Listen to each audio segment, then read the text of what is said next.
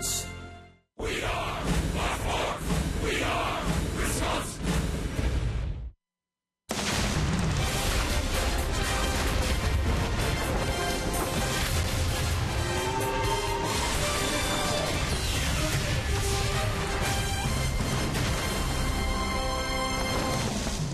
It is a beautiful night for baseball in Milwaukee, Wisconsin. We are ready for Game 2 of this series. It's the Giants and the Brewers.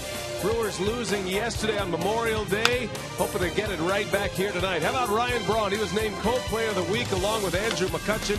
3 homers, 11 RBIs last week. He has really swung the bat well going back to late April, as a matter of fact. Now he'll have a little hardware on the mantle.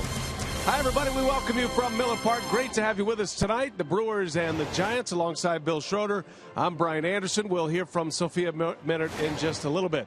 All right, Ryan Braun is in the headlines tonight, Rock. He has his swing back. He's hitting for power to all fields. He's starting to look like the old MVP version of Ryan Braun. Yeah, when he's healthy, I mean, there's no better hitter in all of baseball. I mean, when you talk line to line, you're talking about Ryan Braun. And, you know, you can see the hot zones for Ryan Braun, the way he hits the ball with power to the opposite field. He's got 12 home runs. He's only pulled 3 of them.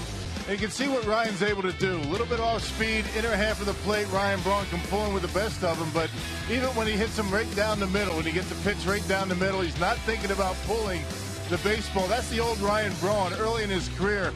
Quick with his hands, able to wait back, drive the ball out of the ballpark to all fields. When he is swinging the bat like he is right now, there's no one way to pitch him, and he can carry a ball club. You hope he continues it. Last night hit the longest home run by a right-hander in Miller Park history. They got a tough customer on the mound today, though. Madison Bumgarner, the World Series MVP, will pitch. Sophia has more on him when we continue.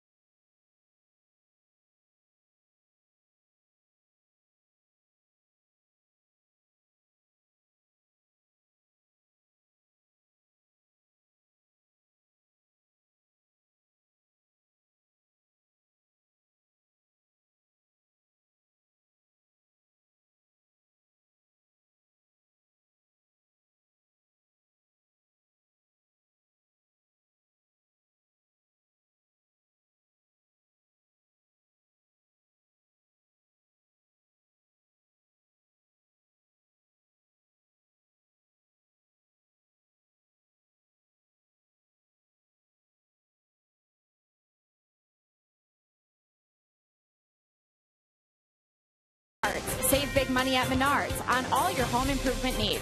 By Toyota. See where Toyota takes you. Test drive one at your Toyota dealers. Toyota, let's go places. And by Miller Lite, the original light Pilsner. Cheers, it's Miller time. Matt Garza and the Brewers looking to even the series here against the World Series champion Giants, and they are sending their best, Madison Bumgarner, to the mound. He is looking for his third straight win. He comes into this outing with a 5-2 record and an ERA of 2.84. And Craig Counsell saying that certainly Madison Bumgarner presents a great challenge to his lineup, because it is in the postseason what he was able to do last year in the World Series that makes him one of the league's best. He gave up just 1 earned run, 2 wins for him, a save in that World Series, en route to being named the World Series MVP, and that has put him as one of the elite pitchers in all of baseball. Well, the postseason is, stuff of legends, really. I mean, it's historical stuff.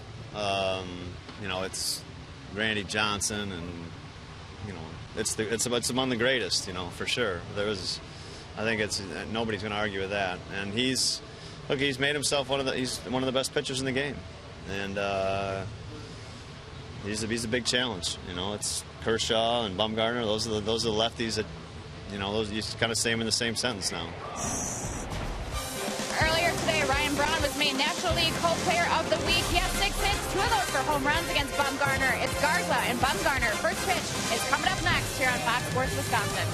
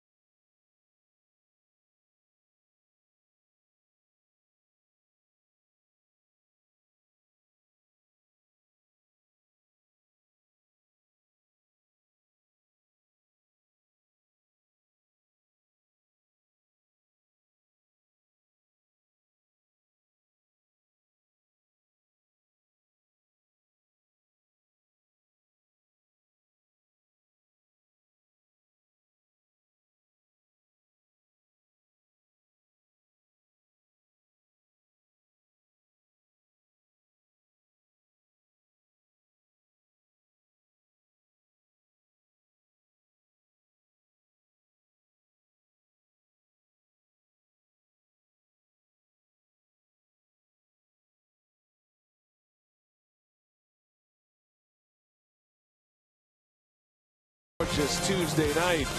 Brewers baseball on Fox Sports Wisconsin, presented by Potawatomi Hotel and Casino. Book your stay now.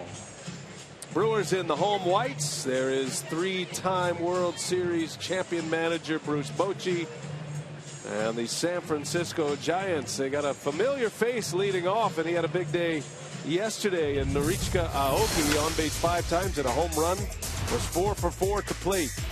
The rest of the Potawatomi Giants batting order: Joe Panik follows Aoki with Hunter Pence batting 3rd. Middle of the order is Buster Posey, Brandon Belt, Brandon Crawford. Gregor Blanco gets to start in center field for Pagan. Matt Duffy will play 3rd base, bat 8th, and Madison Bumgarner, a pitcher who can hit, will bat 9th. Those are the numbers for Matt Garza, trying to cool off the red-hot Giants. Yeah, 2 and 6, a 571 earned run average. Looking for his first win in the month of May. So far, 0 and 3, big earned run average over 7. A lot of that because of that 10-run, 3 1/3 inning performance at New York. Last time out, a loss against the Braves. Pitched much better. 6 1/3, 4 runs allowed. Well, let's check out the Menards Brewers defense. You got Davis, Gomez, and Braun in the outfield. Aramis Ramirez, Luis Sardinas, Hector Gomez, and Jason Rogers from third to first. And Martin Maldonado behind home plate. Jason Rogers, making his 6th start of the year, has not committed an error yet. He's kind of moving into a platoon with Adam Lind at first base with the left-hander Bumgarner on the mound. It's Rogers who gets a call today. Phil Cuzzi will call the balls and strikes. There's the crew chief, Jerry Davis. Adam Hamari, the second base umpire, and Will Little, who had his hands full in yesterday afternoon's game. He'll get third base. Everybody in place. We are ready for baseball. So happy you could be with us tonight. We got a great night for the grand old game. The roof is wide open. Looks like we're set up for a good week of weather in Wisconsin after the rains came through earlier today. Hope you had a great Memorial Day weekend. And many back to work, back at school. See if the Brewers can get back to winning ways. They have dropped 3 in a row, losing the final 2 games in Atlanta and then lost yesterday. Game's first pitch on the way from Garza to Nori Aoki. It is a strike, and away we go. Good to see Nori Aoki again, the former Brewer, traded from Milwaukee to Kansas City prior to last season, and then signed as a free agent with the Giants this offseason. Had a chance to talk to him before the game today. I'll tell you that his English is improving a great deal. Still needs a translator, but not as much. He said the difference between San Francisco and Milwaukee: San Francisco noisy, a lot of horns, a lot of sirens. Milwaukee nice and quiet. Garza covers. Aoki is retired on a 4-1 putout, and that's the way his day begins. Well, Matt Garza pretty good in Atlanta through 6 innings. He only allowed 1 run. That came in the first inning. Trouble came for Garza in the 7th. Well, the Atlanta Braves able to put 3 more runs on the board against Garza in a Braves victory. So he started out pretty well in his last start. Here's Joe Panik now, again batting second. Giants come in with the top hitting team in the National League, the highest batting average. San Francisco has a .274 team batting average. And there are some pretty gaudy averages up and down their lineup, and they get their big bat back today in Buster Posey. He did not play yesterday. San Francisco won 8-4 yesterday. It was a good game going the Brewers' way until the 6th. San Francisco scored 7 runs in the 6th inning. Put 8 straight base runners on in that inning, and that was that. They closed the Brewers out to win it 8-4. Yeah, there's not a ton of power in this lineup, but they do make some good contact. Second toughest in the National League as a team to strike out. There's your winning pitcher in yesterday's game, Tim Lincecum. And Hunter Pence had 3 hits, drove in a couple of runs. 1 ball, 1 strike. Panik fouls it back, goes to 1-2. San Francisco is on a great run in May. They are 10 games over 500 in the month of May. 17-7. He's a big part of the reason why, Bumgarner, and he always is, Bruce Bochy.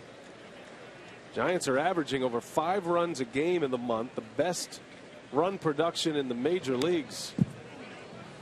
Up and down the lineup, they are having a lot of success. And most of the time they don't need 5 runs. They got a very good pitching staff, one of the best in the National League, a .376 team earned run average.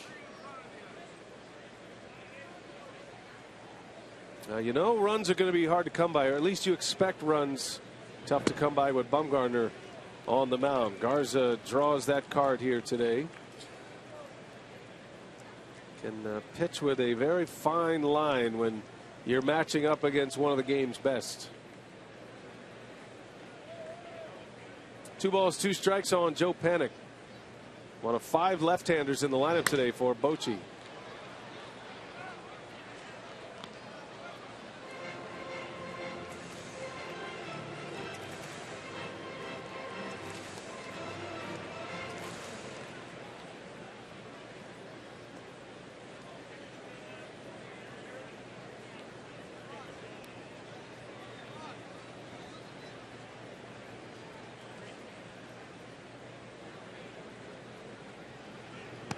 And he got him. Garza strikes out Panic.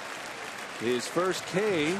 2 up, 2 down here in the first inning after a good long battle with the Giants second baseman. Yeah, a 7-pitch at bat finally ends in a strikeout on a hanging slider. That's not where Garza wanted it. He had a pretty good slider throughout the game in Atlanta until that 7th inning, and gets Panic on strikes. Not an easy guy to strike out.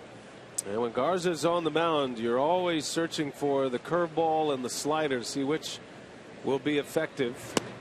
As Hunter Pence takes a strike, if Garza has both going, those are the games that he can be as tough as any right-hander in baseball.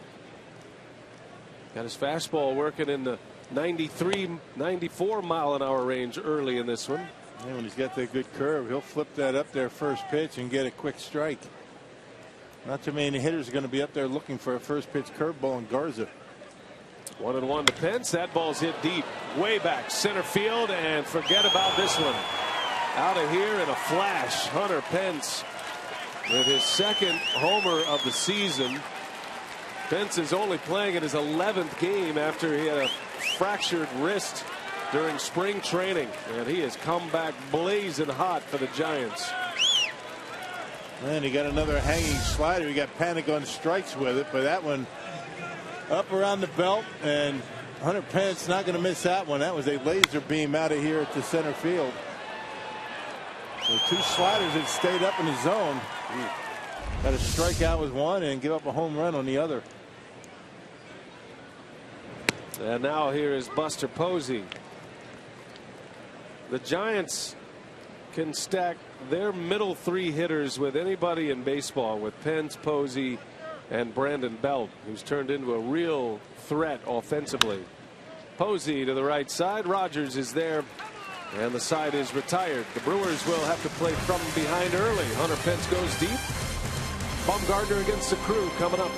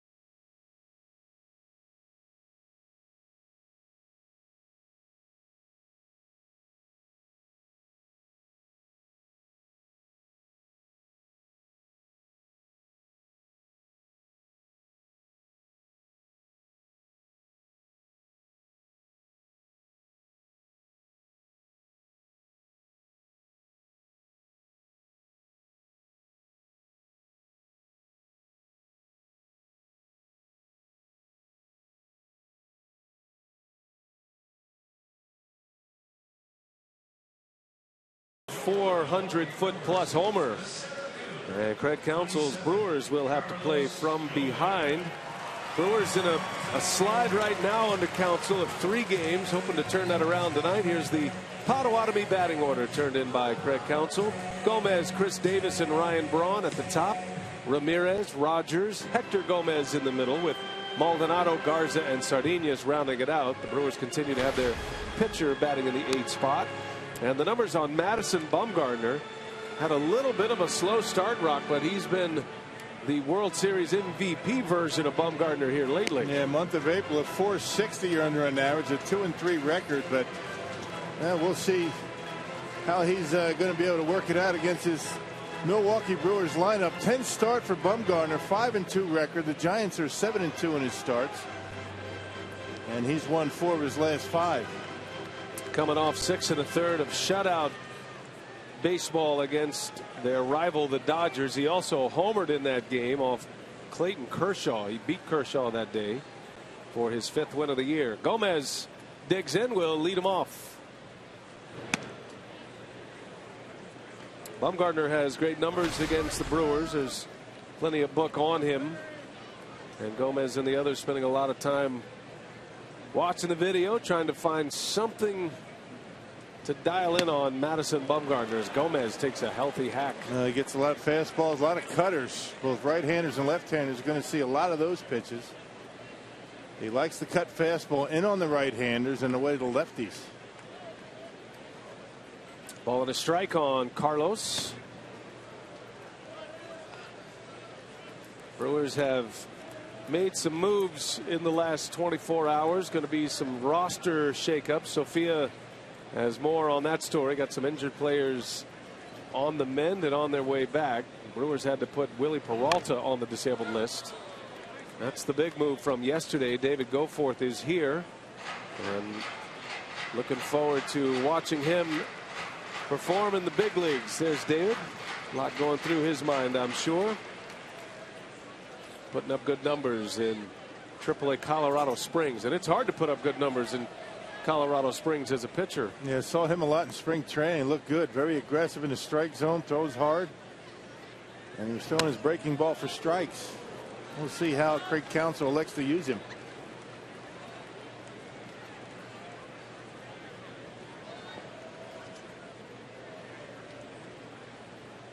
Gomez has it full, 3-2. He's been getting into some deep counts early in games. Got jammed there, and Crawford will settle under it for the first out. Well, you like your leadoff hitter to see a few pitches. How about the Giants defensively? Rockets courtesy of Menard. Yeah, about the middle of the pack defensively in the National League. Got Aoki, Blanco, and Pence in the outfield. Duffy, Brandon Crawford, terrific defensive shortstop, and he's been swinging the bat. Joe Panik and Brandon Bell on the right side, and Buster Posey back behind home plate, hanging the signs for Bumgarner tonight. The former MVP, Buster Posey, fresh after a day off yesterday. Here's Chris Davis. What a day he had yesterday. Despite the Brewers losing the game, Davis was a star offensively. 3 hits, 2 homers, and 3 runs batted in yesterday's game. A lot of controversy around him touching or not touching home plate yesterday on his home run trot. Actually went to a challenge and a review, which I don't think anybody in the game of baseball has ever seen. I think we've seen challenges on missed bases, but never home plate on a home run. Yeah, not many guys are going to miss home plate, but Davis nearly did. And Davis, oh, he lines one right to Duffy, hits it sharply. But the Giant third baseman right there for out number 2. Man, that's the thing. You want to get Chris Davis swinging a bat. Reached base safely every time yesterday, and a bullet right at Duffy. Able to make the play. Duffy has taken over the duties at third base every day. Pablo Sandoval no longer with the Giants, performing in Boston now. Here's Ryan Braun, announced today co-player of the week for his efforts last week. He and Andrew McCutchen, National League Players of the Week. He's our game changer, brought to you by T-Mobile. If you take it back to April 28th, check out where Braun ranks. He's tied for the top spot at homers, leads the National League in runs batted in during that stretch. It's all about being healthy again for Ryan Braun. The thumb's feeling good. Everything is back to where it was a few years ago, and the results speak for themselves. It's interesting that Ryan Braun has as much production in his last 11 games than he did in his previous 35. So in his last 11 games, he's hit 6 homers and driven in 18 runs. And it took the previous 35 games to have 6 homers and 18 runs batted in. So that gives you an idea of just how hot Braun has been. And he's had pretty good success against Bumgarner in his career. He's got 2 home runs, 6 for 20. Seems to elevate his game against some of the best pitchers in baseball. Loves the challenge of it, he always says. On the flip side of those numbers, Bumgarner has struck him out 6 times as well. But there aren't many guys in the league that can say they're batting .300 career against Bumgarner. Here's a 2-2. Down and in. 3 balls, 2 strikes. A lot of cutters. He's been throwing it already in this inning, and he'll throw the 4-seamer, the cutter, and very rarely walks a batter. One of the fewest walks per 9 innings of any pitcher in the National League.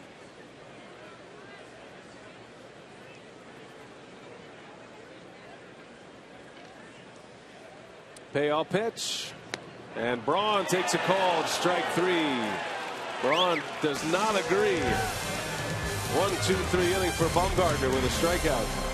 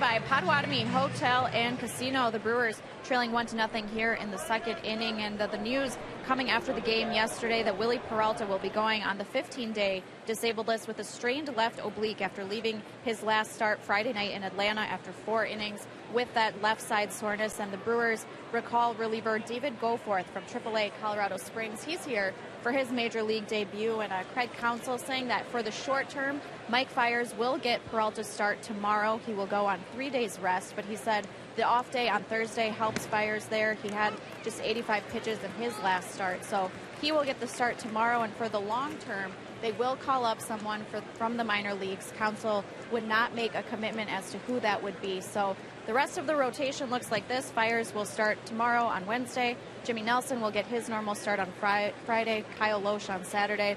Sunday could be that first spot for the reliever, or excuse me, for the starter coming up for the minor leagues. But for Peralta, it's his first time on the disabled list. Certainly a big blow for the Brewers. Said he's never had an oblique injury, so he'll be shut down for likely the next 4 to 6 weeks. Yeah, it's a tough injury. Thank you, Sophia.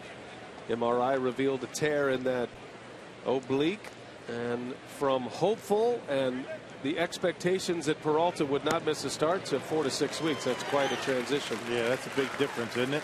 Garza comes back, starts his 2nd inning with a strikeout of Brandon Belt.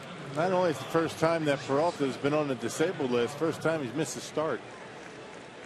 That's going to be a blow to that Brewers starting rotation. And we'll see how they fill that spot and who it's going to be. I would imagine what happens tonight and tomorrow with Fiers has a lot to do with the decision making of the Brewers. Don't want to speculate to where they will go, but you know, if you can get Fiers through the game tomorrow afternoon, fairly routine. If he can give you 6 innings, maybe 7, then that sets you up a little differently, as opposed to Fiers coming back on short rest. And if it's a short start for him, if he can only give you 3 or 4, then that would change things. Well, And the way it maps out right now, sorry, partner, that pitcher that they're going to need is actually slotted on Tuesday. So, and that's in St. Louis. So if the Brewers elect to have a kid come up and not choose to have him face the Cardinals, they may in fact use him on Sunday. We'll see. And I haven't spoken to anybody about this, but I would imagine, Rock, that a lot of the decision-making process has to do with Will Smith as well. Right.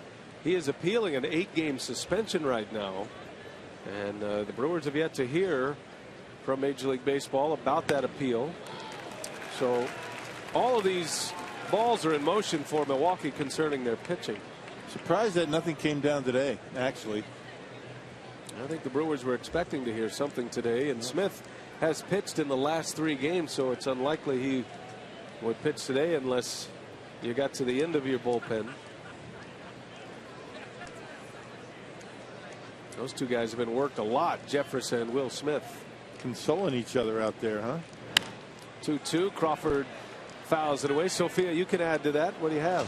Yeah, just talking to Will Smith before the game, he said that, they were anticipating maybe an answer on that appeal as soon as today, but he said that now that they will do an in-person meeting and that they will likely not do that meeting until next week. So it'll still be a few more days before we hear on Smith's appeal. Well, that is good news for Will Smith. Hopefully he can plead his case and have that suspension reduced. Crawford bounces to short. Sarinas makes a play for out number 2. 2 up, 2 down. Hey, tonight's Tavern the game winner, partner. Hey, the Country Inn in Rice Lake. If they call the Brewers in the next 24 hours, they get 40 Miller Lite beer pen tickets to a 2015 Brewers home game. This offer courtesy of the Tavern League of Wisconsin and Miller Lite. Sounds like my kind of place. Country Inn or Rice Lake, which is your Country Inn? Okay. I'm from the country.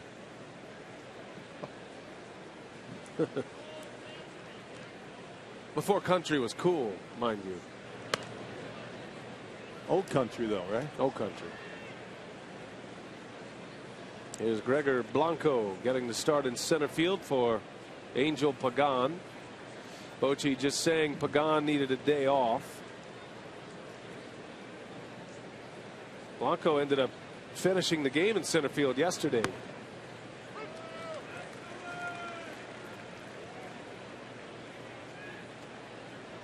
Speaking of country, got a big concert coming Friday night. Yeah, Joe Nichols. Joe Nichols. Very much looking forward to that. You're organizing quite the fiesta up here in the broadcast booth for the Joe Nichols concert. Well done, partner. It's nice to be caught up in your wake, man. Yeah, just trying to make everybody happy up here. They work so hard. That's nice. It's great. We're gonna have a great time. Yeah. Are you sticking around? Oh, for sure. Wouldn't miss it. Yeah. Can't beat fun at the old ballpark. You get a ball game and a concert. Yeah, Diamondbacks, Brewers, and then Joe Nichols. Ooh, didn't miss by much. And after Ryan Braun got rung up last inning, Matt Garza's barking a little bit at Phil Cuzzy. Yeah, it looked like it might have been off the plate, and it was. Fox Tracks gives you a good look at it.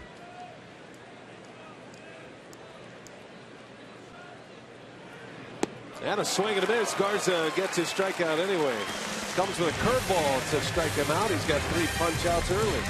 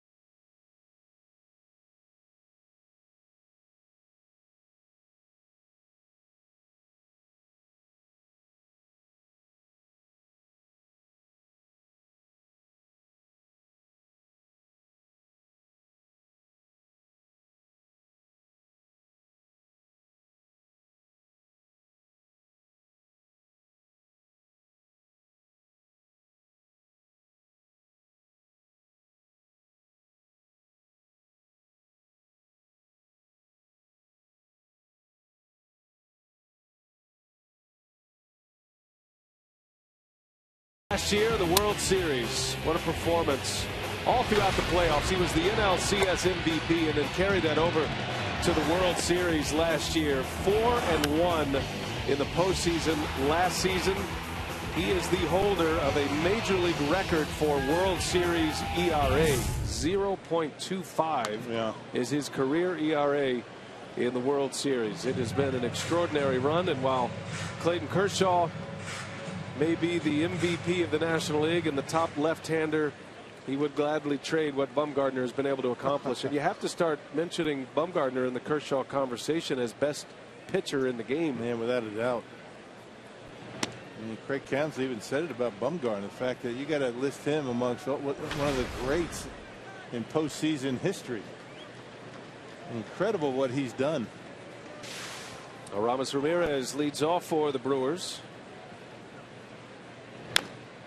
What did he do? He started 2 games in that World Series, right? What did he pitch the final, 5 innings? 4 or 5 innings? Yep.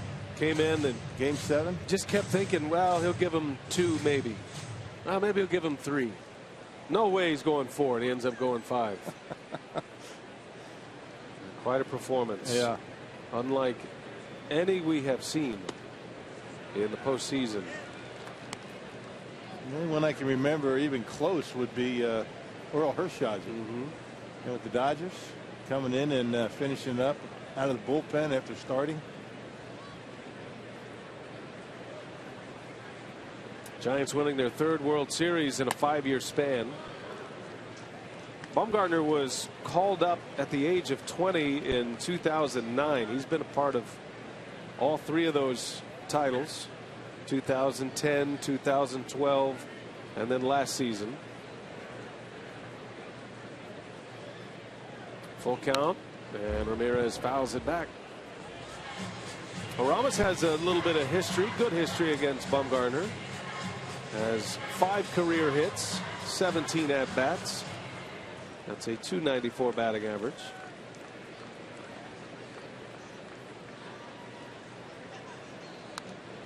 Little half swing foul. Aramis comes in with 5 homers, 14 driven in. Got an on-base percentage extremely low right now at .277. That's one area that he hoped for some quick improvement. Batting average is just .223. He's not walking much. And he draws a walk here, so showing a little bit of that patience he was talking to us about. Well, the 11th walk issued by Bumgarner in 9+ starts. And came in only averaging about a walk and a half per 9 innings. To go along with 52 strikeouts.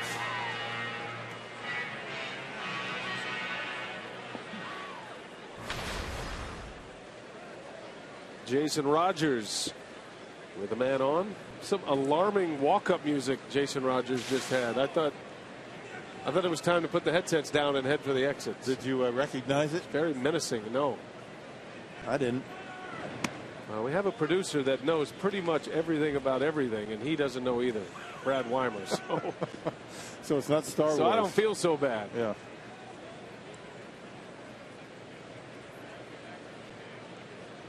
Felt like something out of a Twilight Zone movie.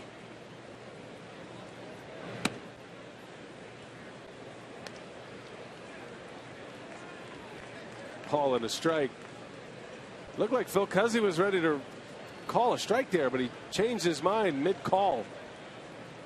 I think he and Posey are talking about it. Ball and a strike to Rogers, and that one's in the air, foul. Well, something about that delivery with Bumgarner. I know that you're not sure what you're going to get and when it's going to break or if it's going to break because of the cutter. Curveball and a changeup, but you know that pitch in the low 90s. 91 and right down the middle, and Jason Rogers, a good fastball hitter, laid on it. Kind of slings it from behind his back. It's got to be a thrill for Jason Rogers. Got a call to the big leagues in mid-April this season. Getting a chance to play against left-handed starters. And I'm sure he's had this one circled on his calendar for a while once the rotations came out. No professional hitter worth his salt doesn't want to match up against the best. In the air, right field, playable for Pence. And the first out of the inning. But every now and again, you want a number 4 or 5 starter you can get fat on from time to time. Yeah. Kershaw, Bumgarner, I can think of better guys to face. But he's held his own. He's really done a good job making good contact.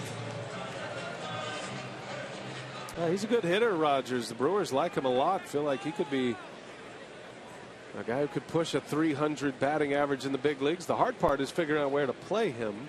First base seems to be the position he is most suited for. Hector Gomez, little cue shot. That is rolling back fair, and Posey just gets it foul, runs into Brandon Belt. That ball was definitely headed fair. He had an unusual spin on it where it started foul and then was starting to twist over there in fair territory. That's a good shot that Belt took. Actually, Belt was the one that touched it. Yeah, you're right. What's this baseball as it's tracking back toward the line? And Posey with a shoulder right into him.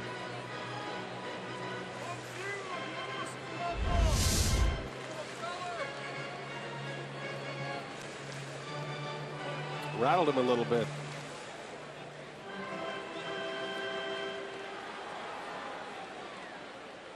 No balls and a strike. Bumgarner facing Hector Gomez. For guys like Rogers and Gomez, the first time that they have seen Bumgarner, although Hector does have one at bat against Bumgarner in his career. Well, he had a triple and a home run against Kershaw. Yeah, his first and only major league home run coming against Kershaw.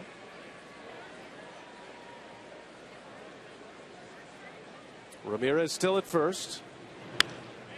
And that one's pulled off the Giants dugout over there on the third base side. Check out the spin on this baseball. Yeah, right off the end of the bat. I mean, look at the spin on that thing. It's amazing. And just cutting right into that dirt and trying to get into fair territory, but Brandon Belt able to grab it. That is a cool shot right there. An A+ for artistry. Bumgarner backs Gomez off the plate. It's hard to put that kind of a spin on a baseball when you hit it. I mean, you literally have to hit it right off the end of the bat.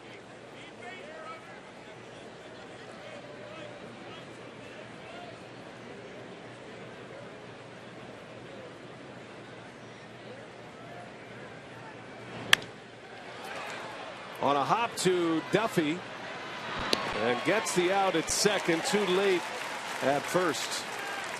Little jam shot, one hopper to the third baseman. 2 outs now for Madison Bumgarner. Gomez will replace Ramirez at first. And hit it hard.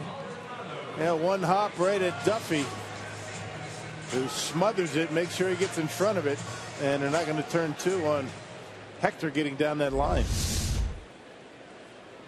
So one right off the end and one right off the handle. And here is Martin Maldonado now.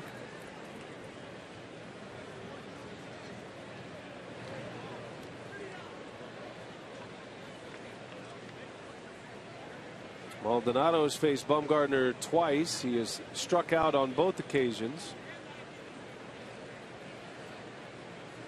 Hunter Pence gave the Giants the early lead tonight. A first inning homer off Garza. Ground ball to Duffy. He'll go to second, and that will retire the side. 2 scoreless for Madison Bumgarner. Giants are coming up. 1-0 San Francisco.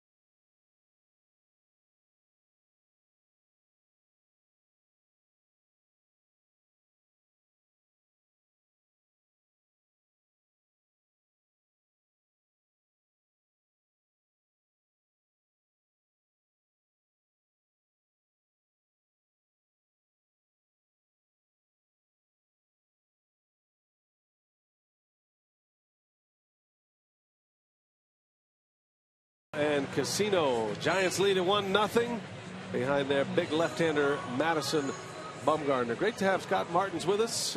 And we're going to be talking a little bit about the Brewers minor league system here in this half inning. We always like to catch up with somebody from the front office. You're the perfect guy to do just that. So as we roll through this inning, you can tell us who's doing what. And first of all, how are the affiliates going in Colorado Springs and Biloxi, two newcomers to the Brewers organization? Things are going real well there, B.A. We had some mixed feelings when we went to Colorado Springs, when we heard about, the altitude and everything else. But when we put our data analytics guides, they ran the numbers. Really, they rank about middle of the road, middle of the league for home runs. We've got a humidor up there, but there's places like Albuquerque and Salt Lake City, Reno, Las Vegas. They have more home runs hitting those ballparks than we do in Colorado Springs. Now, you got to catch us up on this long road trip, Biloxi. We've heard it's kind of become a national story now, and I think the last I heard it was going to be a 55-game road trip. So obviously there's a new stadium being built. What can you tell us about not just the new stadium and what that's going to be like in Biloxi, but also how the players are handling this long road trip to start the year? When will they have a home game? Well, the home opener is scheduled to be played on June 6th. So they have 10 more days left, and it's going to be quite the venue. I've been down there twice already to check it out. One of the neat things we were able to do early on in the season was bring the players over there after that first road trip. So they got to take a tour of sort of to see what the prize was at the end of the rope, so to speak. And it was pretty neat. 55 games is obviously a long trip, not optimum by any means. But a huge credit needs to go to our staff. Carlos Sabero, the manager, and the coaches down there, they really kept the guys focused as to worry about what's going on in the field and your play, and not so much all that other stuff that you can't control. And they've done it. They're in first place right now, and huge credit goes out to our staff. Saw our Blaine's Farm and Fleet down on the farm report. At the top of that list is Orlando Arcia, and everywhere you go, every scout you talk to wants to talk about this talented young shortstop in Double-A. Talk to us about what he is and what you hope he'll be maybe soon here in the big leagues. As Duffy sends one foul, just foul. That ball was hit a mile, but a long foul ball by Duffy. Go ahead on Arcia, Scott. As you know, Arcia is one of those guys that's a special talent. Reminds me a lot of a former Venezuelan shortstop we had in our system a few years ago that's now with the Kansas City Royals. Alcides Escobar. And what I mean by that is not so much in body type, but just in instincts, the different plays that he makes, the routes that he takes on balls hitting in the infield and how he goes back. Those are things that you just don't see in a lot of players, and when you do see them, they really stand out. I used to tell folks when I'd see Escobar play, I'd say, there's every time you go down there, whether you're 2 games or 5 games, they always make a play that say, wow. Yeah. And that's exactly what you see in Arcia. It's pretty special. Yeah, middle infield seems to be a point of strength in your system right now. I mean, you got Sardinius is here, and you got Hector Gomez, and Arcia. I mean, it's amazing the depth of talent that you have in those middle infielder spots. Yeah, well, as you know, you can never have too many middle infielders. We have Yadier Rivera, and he and Arcia were switching time last year, and they were in Biloxi to start the season between second and short. Yadi moved up to Colorado Springs when Sardinius came up. He picked right up where he left off. I think he was hitting .325. He was among the lead leaders in hitting.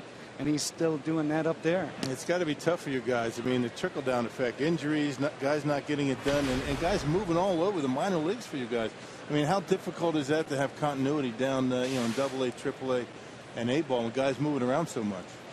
Yeah, I think it's a challenge in some regards with regards to wins and losses, but the players still need to know they need to do what they need to do, and whether it's in Biloxi or whether it's in Colorado Springs or even up here, they still got to do what they need to do to get the job done. Visiting with Scott Martins, who is the director of the Brewers minor league operations, and they're off and running in Appleton as well. They're going to have a game here, as they usually do, at Miller Park. The Wisconsin Timber Rattlers. Give us a little sense, since it's so close to Milwaukee and folks can get to Appleton and they're in our viewing area. What are some names that are popping off at you from Appleton right now, as Garza issues a walk to Madison Bumgarner and a base runner with 1 out? Appleton has our Wisconsin Timber Rattlers have a lot of our top prospects from last year's draft. The top 4 or 5 guys. Cody Medeiros, the left-handed pitcher up there, Monty Harrison, the talented center fielder Jacob Gatewood, the shortstop. You got Cy Snead, who I think is like 4th or 5th in the league. He's got a 1.81 ERA up there. It's the best name too in baseball, Cy Snead. Yeah. And while the numbers don't necessarily indicative of what those guys are doing, they are the youngest team in the league. Yeah. They're pretty fun to watch.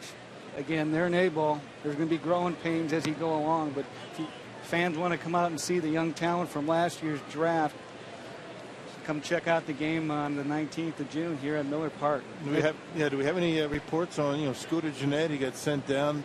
Reports are he's swinging the bat pretty well. He's been playing well up there. I think he's taken it to task and said, hey, there's stuff I need to work on, and he's done just that thus far. He performed well. Scooter at AAA Colorado Springs, AA's in Biloxi. There is an A-ball team in Brevard County that we talk about quite often. That is the high A level for the Brewers that Scott oversees. There's a bouncing ball through and a base hit for Aoki. So the Giants now with 2 on and 1 away. Bumgarner the runner at second. Aoki on base for the 6th time already in this series. One guy I wanted to ask you about, Scott, was Victor Roach in Brevard County. We remember Roach, a big power hitter, had some injuries when you guys drafted him. What's been his progress? How do you see him trending in the minor league system? Victor's doing well. He's one half of the twin towers we have down there in the corners between him and Clint Coulter. Both of those guys are 1-2 in the league with home runs. I remember Clint. Clint was in the booth with us the first round. Yeah. They both are doing well. Home runs, RBIs, they're really carrying that team down there right now. The transition from catcher for Coulter to the other positions is going well. Yeah, I had a chance to see him a couple weeks ago, and they actually had him in center field for a game. Not that that's where he's going to play, but he definitely has taken some good routes, and we all know what he can do with his arm. He's got a plus arm out there as a former catcher. Well, they say if you can catch, you can play anywhere. You know what they say? That ball is driven to center field, going to one-hop the wall. Bumgarner was going to tag. Now they're going to send him to the plate. Hector Gomez fires to the plate, and the tag, the ball popped out. Safe at home is Bumgarner, who almost ended up in a collision with his teammate.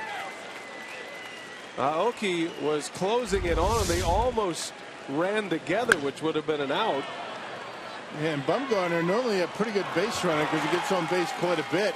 One of the best hitting pitchers in the game, but kind of misread that fly ball. Gomez knew it was over his head right away, and because of that, they almost got him at home. Made it pretty close. Yeah, back in the old days, I think you block home plate, but you can't do that anymore. Not able to block home plate, and it'll be a run scored, and that's why you don't walk the pitcher. It's a double and an RBI for Joe Panik. And Garza has given up a walk and 2 hits now. 2-0 Giants. Second and third. With the heavy hitters coming up. Here's Hunter Pence. Now the Brewers will bring their infield in. Well, Scott, there's a lot of good things going on in the minor league system. We saw some of those numbers, and the general health of the organization is where at this point. I would imagine a lot of these guys at AA and AAA are sensing an opportunity this year to maybe play in the big leagues the way the Brewers have played to start the season. I don't want to jinx us, so I'm not going to say anything, but we're doing okay. Let's just leave it at that. Right. But no, the guys are performing well, and that's the hardest thing. I think as a minor league player, you got to make the most of it. Be ready when the opportunity comes. And sometimes it comes sooner than you think. But we tell our guys time and time again, you can only control what you can control. And that's what you do on the field and how you go about it. Opportunities come in all sizes and forms and shapes and everything else. Played with a lot of guys that felt that when they were in AA, should have been in AAA. AAA should be in the big leagues. That's certainly not the way to advance through the system. You just got to be ready when that time comes. Now, the big news here in Milwaukee, obviously, Willie Peralta, on the disabled list. You bring up David Goforth. Tell us a little bit about Goforth and how he was throwing the ball down in AAA. David was doing well. He's got a guy that has a plus fastball. I think you guys probably saw it down in spring training. He can command the fastball well, and he had a lot of success in the minors. He was an all-star back in AA last year. I had a chance to see him down in the Southern League All-Star game. Racking up the saves. He's a guy that originally came as a starter that's been converted over to closer, and he's performed well. It's got to be a thrill for you guys to be able to send a guy to the big leagues, especially a guy who will be making his major league debut. Any call-up stories from Goforth and Rick Sweet? Rick Sweet seems to be a guy that would have something up his sleeve, the AAA manager. Yeah, I didn't hear the details of it, but there's usually a story when it involves Rick Sweet. And it's not a story that's usually quick. They're told quickly. Penn strikes out. It's a big out for Matt Garza. And the second out of the inning. Both of them are Ks, 5 Ks. I think what a lot of times DA is that gets when a player gets called up as a member of whether it's the front office or the coaching staff, there's such a sense of pride in the game. You almost feel better for the kid than he does. I know it's not possible, but hey, you got there. You finally made it. It's such a cool feeling, and really that's what this game's all about. That's a feather in the cap to not only the scouting department, but player development. I think you're right. I mean, it is a sense of accomplishment for everybody. Scott, I know you guys are pretty active on social media, and Brewers fans can check in on what's going on in the player development side on Twitter. You guys have done a good job keeping everybody abreast on that information. What's that Twitter handle? Do you remember? I don't remember, but Brewers. I'm gonna have to look it up. You had Mark Miller on last month, yes, and he's our right? Twitter guy. All right. He's probably going to kill me for not having the all the You're info too busy down. to be hanging around on Twitter. There's a shot. And, backhand stop. Gomez in time. What a play. Taking care of Buster Posey and saving a couple of runs. Scott, thanks for being with us. Hey, thanks for having me. You guys, I always love talking about the minors. There you go. Best of luck. Scott Martin's running our minor league operations. Hector Gomez was part of his group just last year. What a great play right there.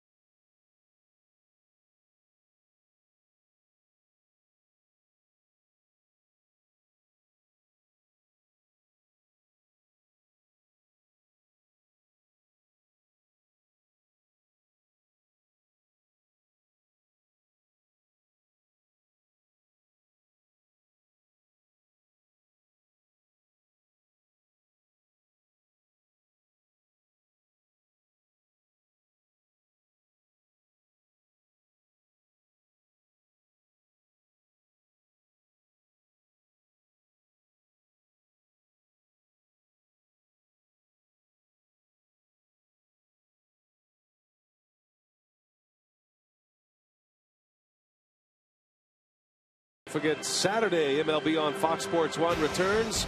Brewers D-backs, it'll be at 3 p.m. Central, and then at 6 Central it's Baseball Night in America on Fox. Royals take on the Cubs. So 3 o'clock FS1. Fox takes over at 6. Your home for baseball every Saturday. Madison Bumgarner back to work.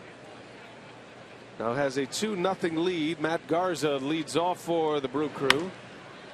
And he swings and flies to right.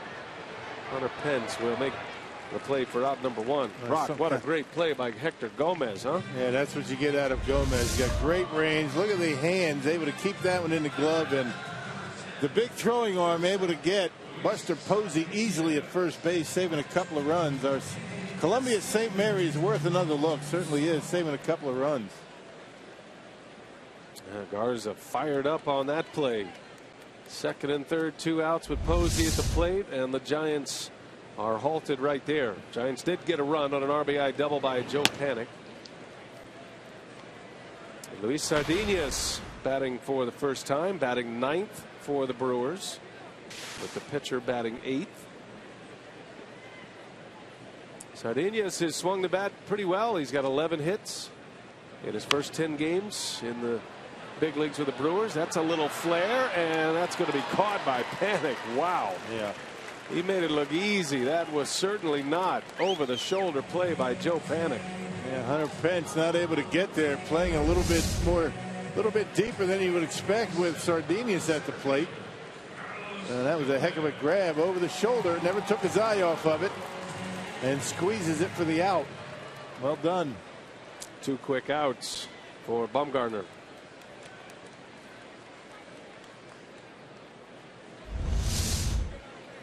Here's Carlos Gomez now.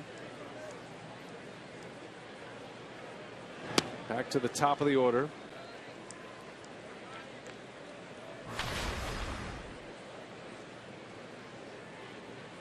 Kind of feel bad. I put Scott on the, kind of put him up there against it with the Twitter handle.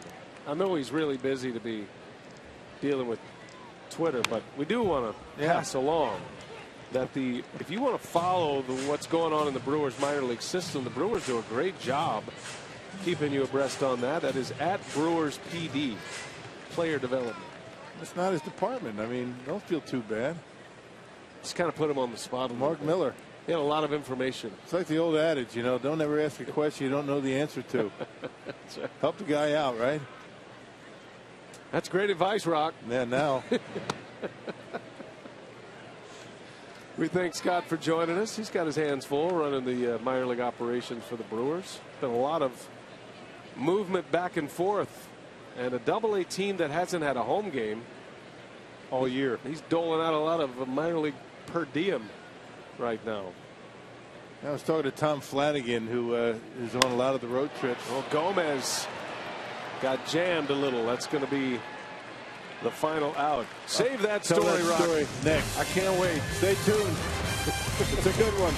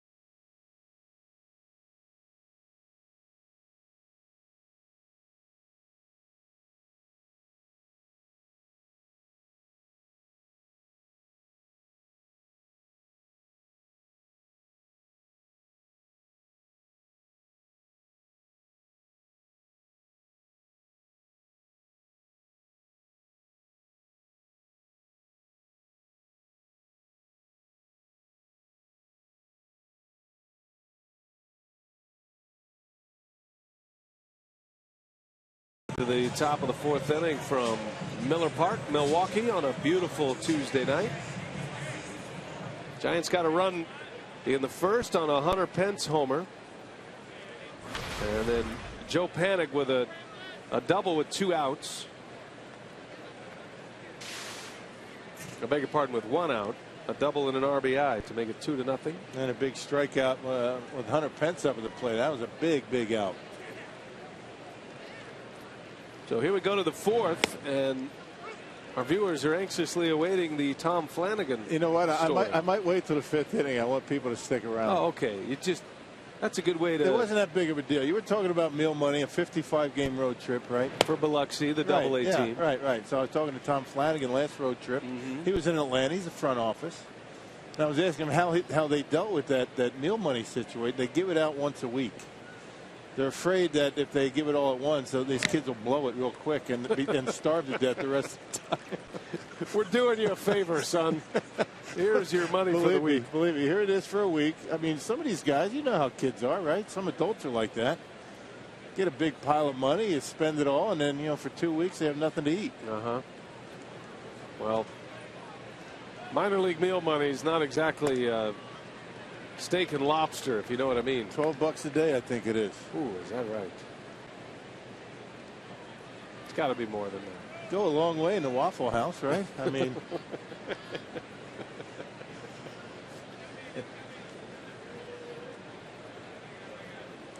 Used to eat 3 squares a day.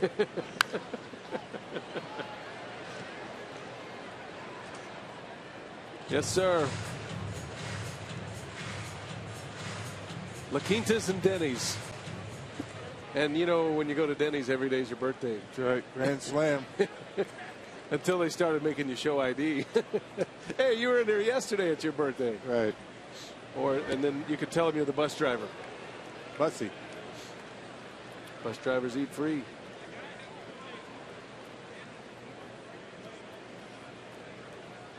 I'm not proud to say that I spent too much time in the minor leagues.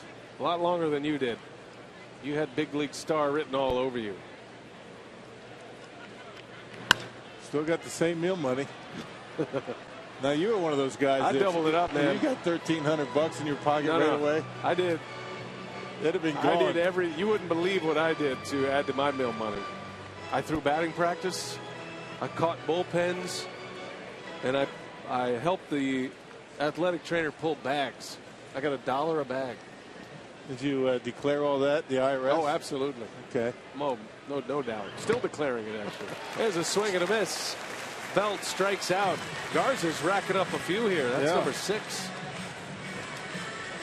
Back-to-back strikeouts with Brandon Belt at the plate. Hey, you don't want to miss Country Night at Miller Park. This Friday, the Brewers host the Diamondbacks, and after the game, country artist Joe Nichols will take the stage to perform a free post-game concert. Get your tickets today at brewers.com/concerts.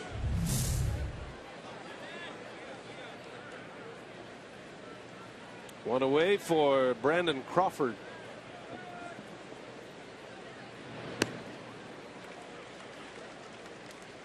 I love when guys say, yeah, the minor leagues are some of the best times of your life. It's some of the best relationships you'll ever make. Your brothers for life. And while that may be true on one level, there's nothing like the big leagues. Some hard travel in the minor leagues. Those buses. I was in the Texas League as a broadcaster, and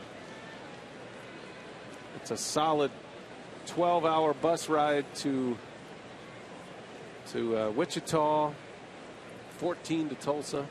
And we were in Jackson. There's a base hit by Crawford. He's thinking about 2, and he's on his way. Braun's throw comes in, and it gets by just a little bit late as well.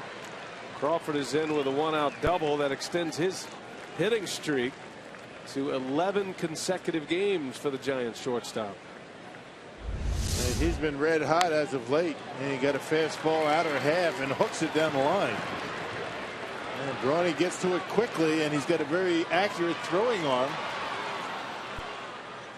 You can see the way Braun fields this, like a shortstop. I mean, able to spin around and throw it right on the money. I think Crawford kicked it away from Sardinius. But a good throw by Braun. Another extra base hit for the Giants. That is their third. 3 of their 4 hits have been extra base hits. 2 doubles and a homer. Runner at second with 1 out for Gregor Blanco.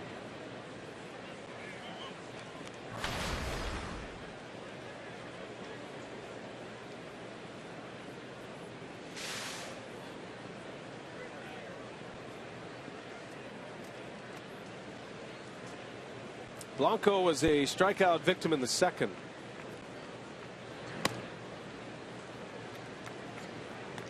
Well, Garza knows that is a fine line pitching against Madison Bumgarner. He's down 2-0. The Brewers do not have a hit yet through the first 3 innings. The imperative that he leaves that runner stranded.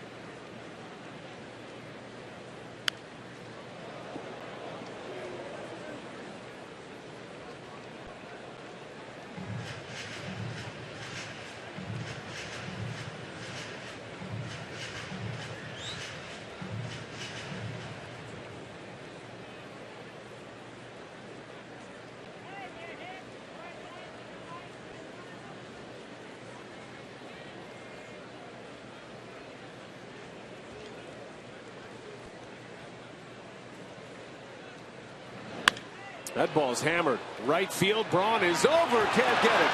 Off the fence. Crawford got a late start. They will send him home. And he'll score the 3rd Giants run. Wow. Blanco tagged that one off the wall. Yeah, fastballs. Crawford now Blanco able to hook him out in the right field. Both 4-seam fastballs. Check it out. Look at the location. That's right down the middle, about mid-thigh high. And Braun just out of his reach.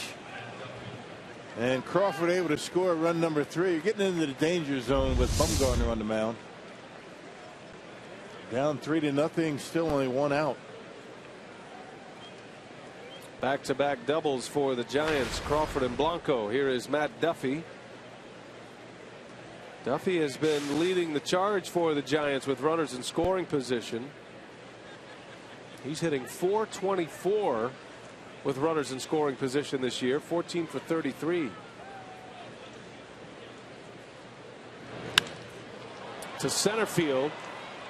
Back is Gomez. Running out of room, and it's gone. A home run. Matt Duffy sends one out of here. A 2-run shot. Well, that ball just kept carrying, didn't it? Off the bat, it sounded pretty good, but thought he got under it. Just kept going. Gomez running out of room. Wow, that ball carried well. Got good extension, but it sounded as though he got under it a little bit. Gomez thought he had a shot at it. And just carried over the wall. Wow. Timed his leap perfectly. Just, ooh, it looked like it hit the tip of his glove as well. 3 runs are in. It's 5-0 now. Garza's struggles continue.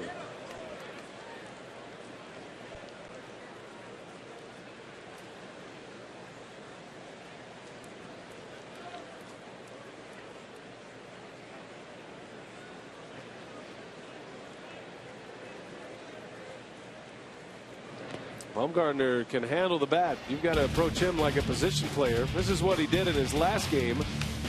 Not only did he beat Kershaw on the mound, he helped his cause. He went deep off Clayton Kershaw. That is the 2nd home run off a former Cy Young Award winner in his career. He also homered off Zach Greinke. Bouncing ball through. Bumgarner with a base hit. And here come these big innings again for the Brewers. They just cannot shake it. 7 runs in an inning yesterday. 3 are in now with just 1 out. The pitcher has just reached for the 2nd time. And the Braves had a 7-run inning in which Garza started the inning in Atlanta.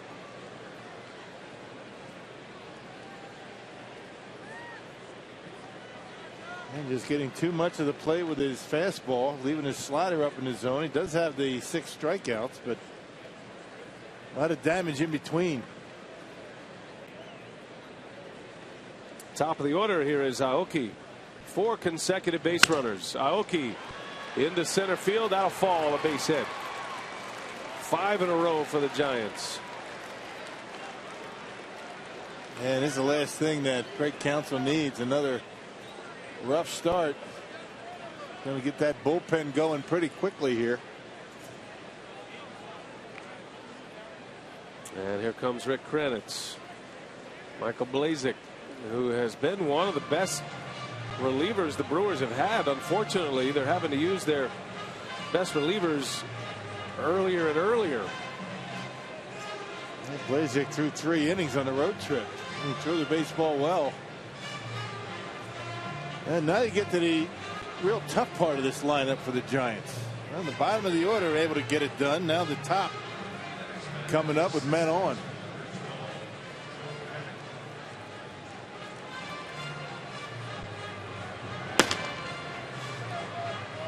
Now Brandon Kensler starts to throw.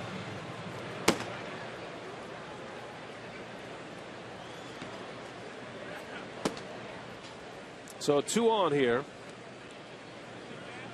5 straight hits for the Giants. And there's a pop-up. Playable. Maldonado is there. And out number 2.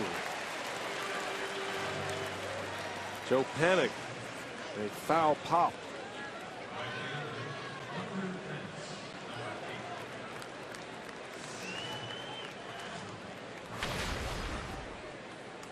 And here's Hunter Pence.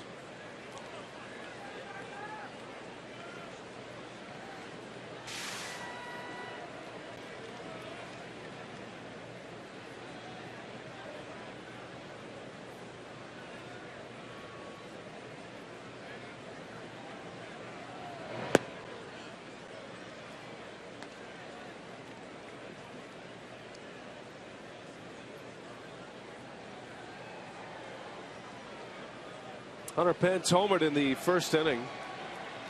Velocity off the bat was 105.9 miles an hour. And he crushed it. But when you think about what Braun did yesterday, hit one over 108 miles an hour, and that 474-foot home run to left gives you an idea just how hard Braun hit that ball. Yeah, over the second deck out there in left field. Cleared everything.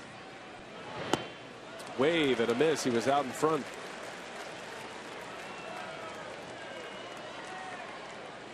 See that protective brace he wears on his left wrist. That's the wrist that was fractured in spring training. The 3rd game of the spring training schedule. It was hit by a pitch. And he's only been back a couple of weeks. This is only his 10th game. Didn't take him long to get back at it, right? 350 batting average. Now has 2 home runs. This is his 11th game back. And he rips one right at Rogers, who was shielded momentarily. A line drive out to end the inning. The Giants get hot again at the plate. 5 straight hits. They score 3 runs. A bullet by Pence for the final out of the inning.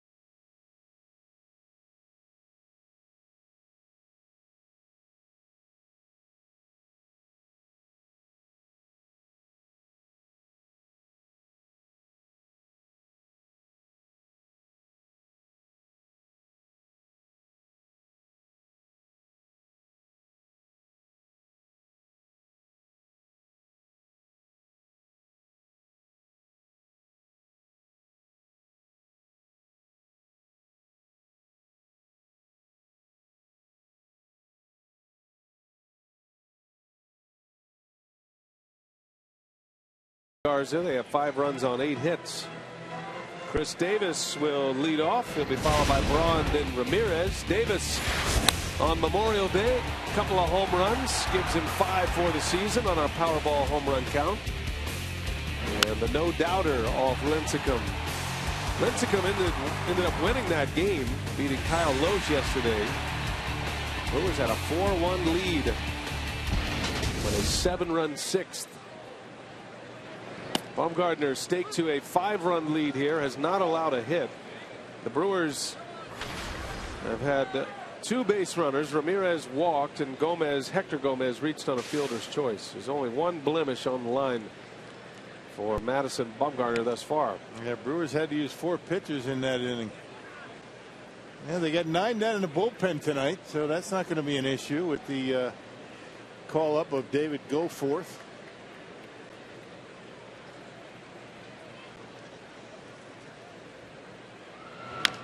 Davis, a little slow roller to third. Duffy got a late start. Fires on the run in time for the out. 1 away for Bumgarner here in the 4th. Well, Ryan Braun hit the longest home run by a right-handed batter in Miller Park history. 108 plus miles per hour off the bat. I love the tracker there. 474 feet. Man. And only 2 other players have hit longer home runs than Braun. Fielder had a couple at 475. Prince Fielder, who hit another homer yesterday, by the way. Russell Branyan hit one 480. That is the Miller Park record. Russell the Muscle. That was pretty much a one-way swing, right? It was a swing and a miss, or it was a long home run. Yeah, he could hit him though. Tape measure job. Man. You should have seen him in batting practice. Goodness. That was always fun to watch. It takes a lot to stop a major league player and have them be impressed enough to watch a batting practice session. Branyan always did it. He always stopped people in their tracks to watch how far he'd hit them. Yep. Adam Duncan hit him pretty far. I saw him hit one up in the dewdeck here at Miller Park, way up in the dewdeck.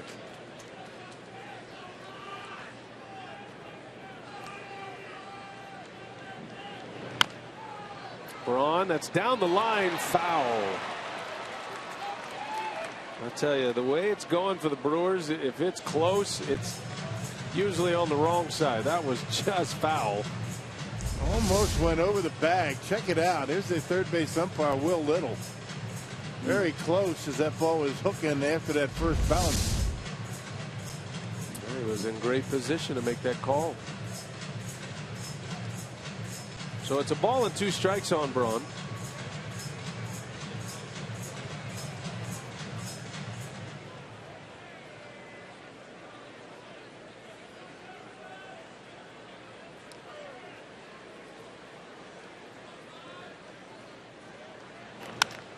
To center field. Going back, Blanco. At the wall, he's got room to make the catch. It just didn't get all of it. Didn't sound like the Ryan Braun. Good contact. Might have got it down on the trademark just a bit. Thought it might carry out of here after the one we saw Duffy hit. Fastball, and just didn't quite get all of it. Because when he does, they're going to leave the ballpark. He does tug on the jersey, though. He thought it was out. That's a Ryan Braun trait.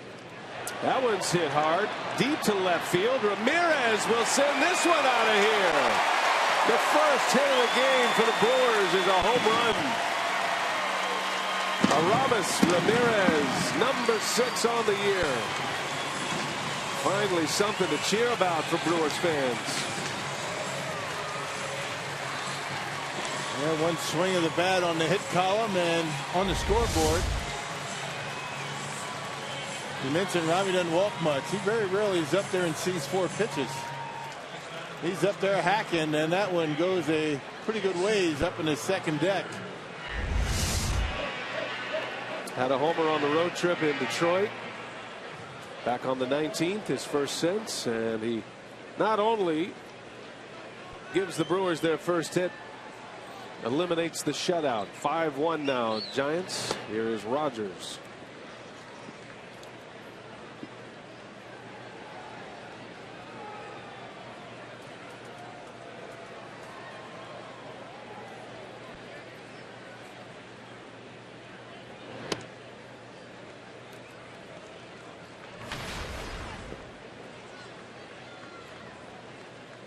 Rogers flew out to right his last time up. 2-0 the count, and a swing and a miss. Bumgarner just has the full arsenal going whenever he wants it. That's what makes him so tough. And a cutter, and he's got a good one. Command with everything. Throws it has some depth to it.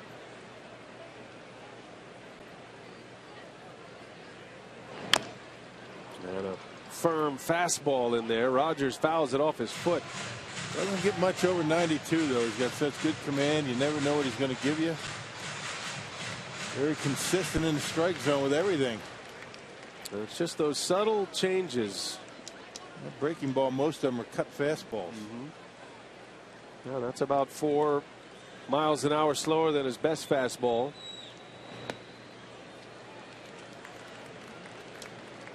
A change up, a curveball, that cutter. And they're all just at different speeds, and he's got his change of pace pitches, and you never just, when you talk to hitters, they say you just never feel comfortable in there with Bumgarner. There's a swing and a miss, and Rogers is down on strikes. Well, the Brewers get one in the board here. They got a home run from Aramis Ramirez. Bumgarner knew it was gone. First hit, first run of the game. It's 5-1.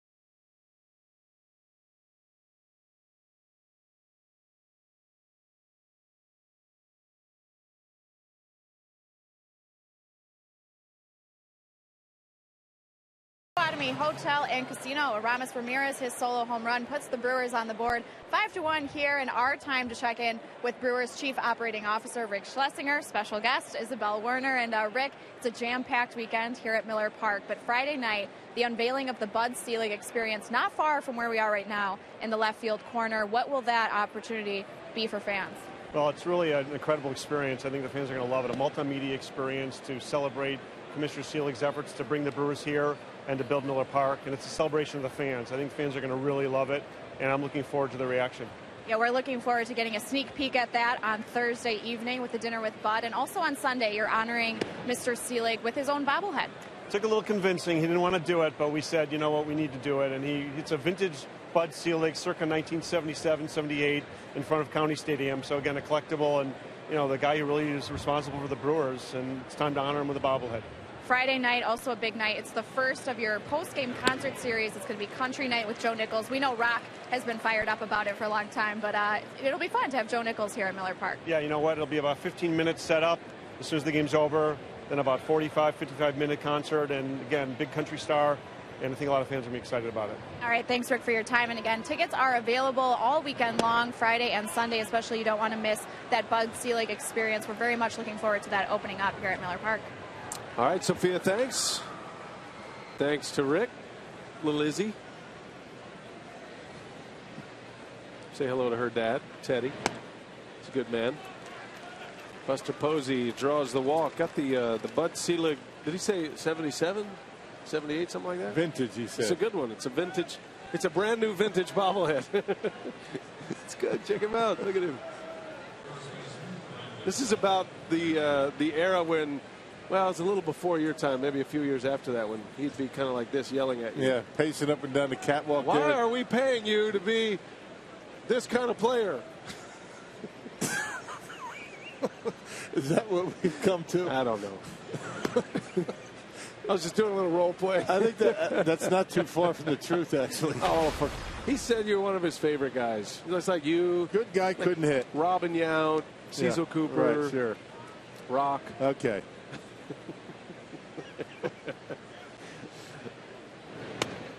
Looking forward to seeing Commissioner Emeritus Selig on Thursday night here at Miller Park. A day off, but they're going to roll out the Selig experience for the media, and we're going to have a nice time here at the ballpark. It's tapped our curiosity, the multimedia experience that this is going to be. I'm very curious to see what this is all about. I've heard about it, seen some artist renderings, but they've been able to keep it hush hush. So this will be fun. Well, we're going to get a sneak peek on Thursday night, and then Friday, folks will be able to enjoy that. Got a lot going on here at Miller Park this weekend with the Diamondbacks coming to town.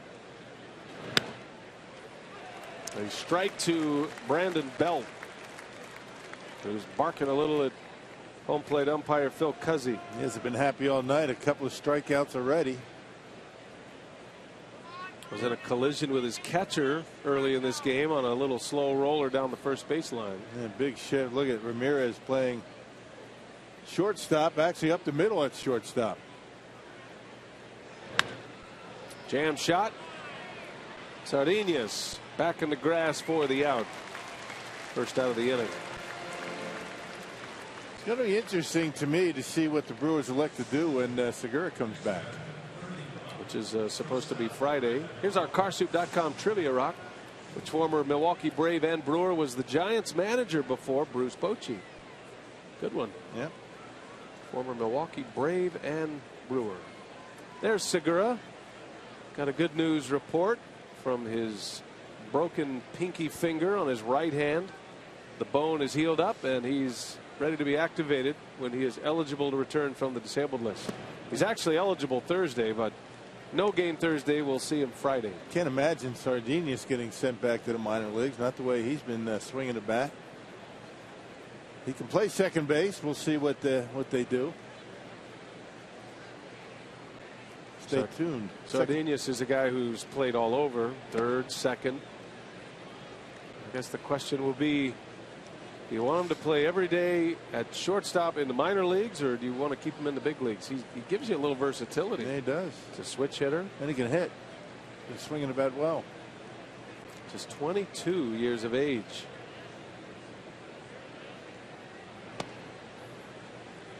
Yeah, with 9 relief pitchers down in that bullpen, it might not be a position player that goes down when Segura is activated.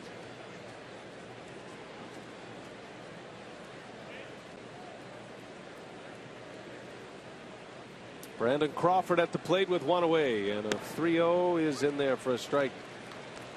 On the other injury news for the Brewers, Jonathan Lucroy is close to returning as well. He is hoping to be in the lineup in St. Louis Monday.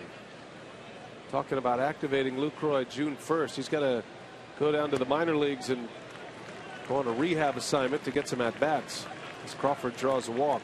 2 walks in the inning by Garza. Earlier today, Lucroy was catching and making some throws to second base. He's been taking batting practice for the last week or so, but he'll start a rehab assignment Thursday with Brevard County. That's in the Florida State League. and hoping to be in the lineup Monday in St. Louis, and the Brewers will be glad to get him back. Yeah.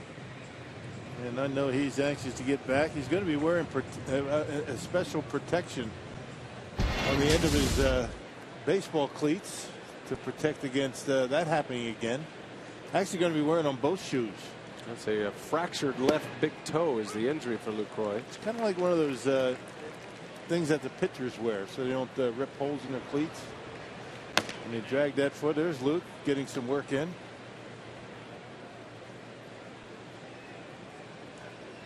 Well, Garza trying to muscle his way through 5 innings. High pitch count. That was the 99th pitch as he gets Blanco to swing and miss. 5-1 is our score. Garza trying to keep it that way and get the Brewers back at the plate in the 5th.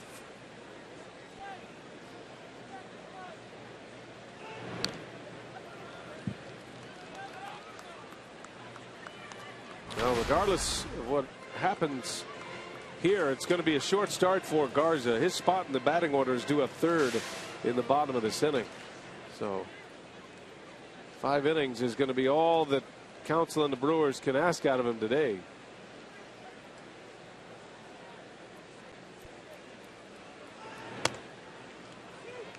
And while on paper it looks like the Brewers have a lot of reinforcements down there with 9 relievers, it's not the case really. There are bodies down there, but you've got a couple of pitchers who have been working an awful lot. Jefferson, Will Smith. Trotz has been out there quite a bit lately.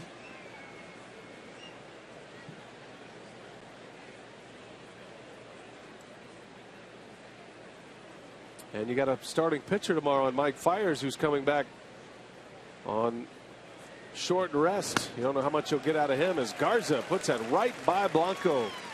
A strikeout. He needed that one. 7 punch outs for Matt Garza now. Yeah, one of his best bolts tonight, 93 miles an hour. On a 1-2 pitch. Here it is. Hit it and gets it right by him. A little bit late on it was Blanco up in the zone. 2 outs, 2 on. And here is Matt Duffy, who homered off Garza in his last at bat.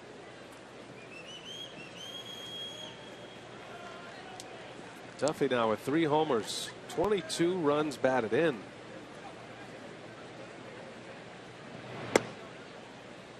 Not bad out of that number 8 spot in the batting order. It tells you that the bottom of the order is getting it done for the Giants so far this year. Giants have put up remarkable numbers with runners in scoring position as a team over the last 14 games, hitting over 400. Not this time. Duffy pops it up. Garza gets through 5. Probably the last we see him tonight. The spot due a 3rd. Brewers down 5-1.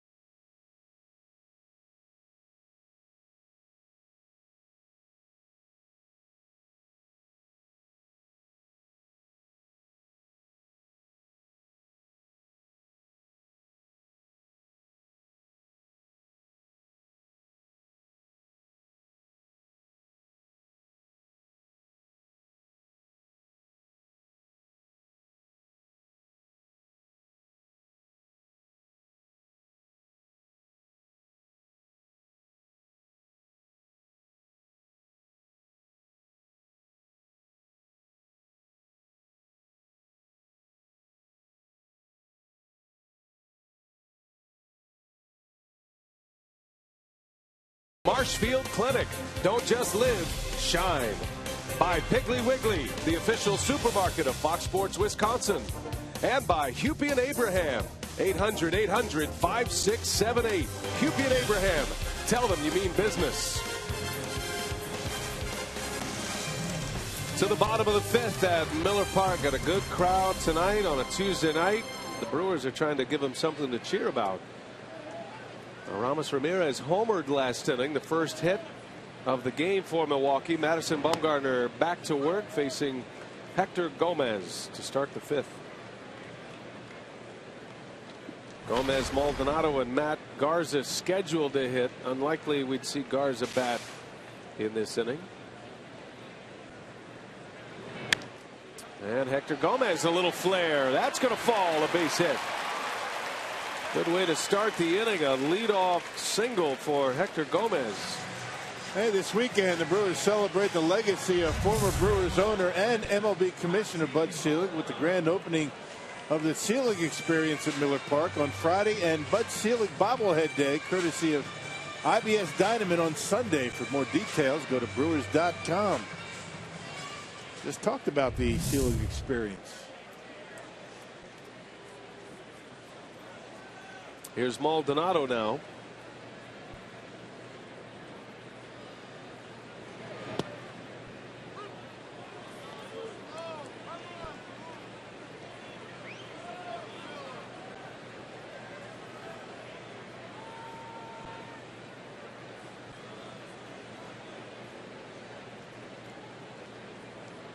Maldonado grounding out his first time up.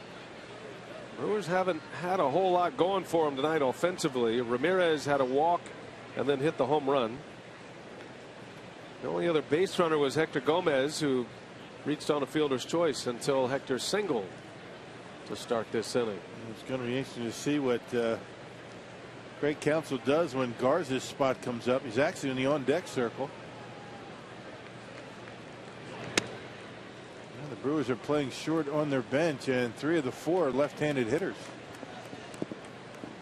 The only guy on the bench that can go up there and hit right-handed is Elian Herrera. He's a switch hitter.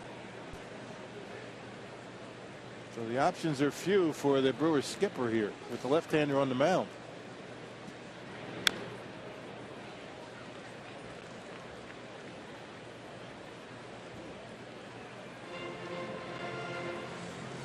I'm thinking that he's hoping Maldonado gets on, so perhaps Garza might be able to drop down a bunt.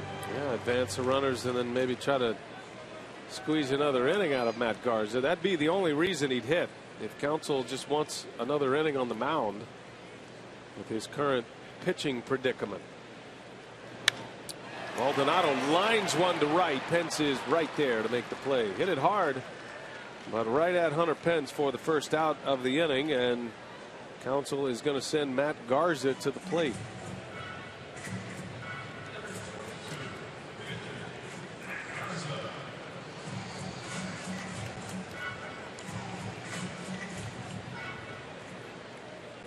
So the Brewers down 5-1 in the 5th inning. Garza will bat. Likely to try to bunt the runner over, and bunts that one foul.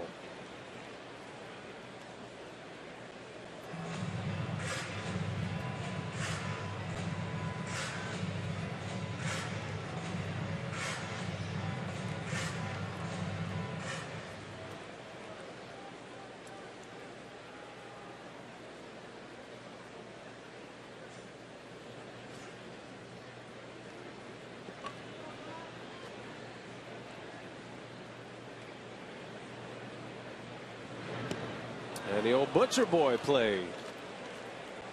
Garza swings and misses. Dropped a 75-mile-an-hour curveball on him. How did he know he was going to do that? That was the one, though. Not with that kind of break on it. That's bat speed. 0-2 the count. And Garza fails to get the butt down. 2 outs in the inning. That'll be a strikeout for Bumgarner. His third.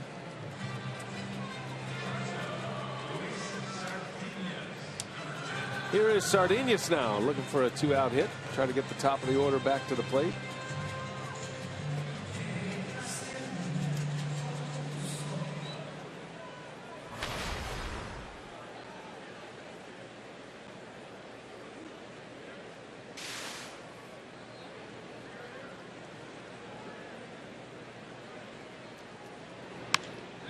Into center field. Right there is Blanco, and the Brewers come up empty in the 5th. After a leadoff single, Bumgarner puts up another 0.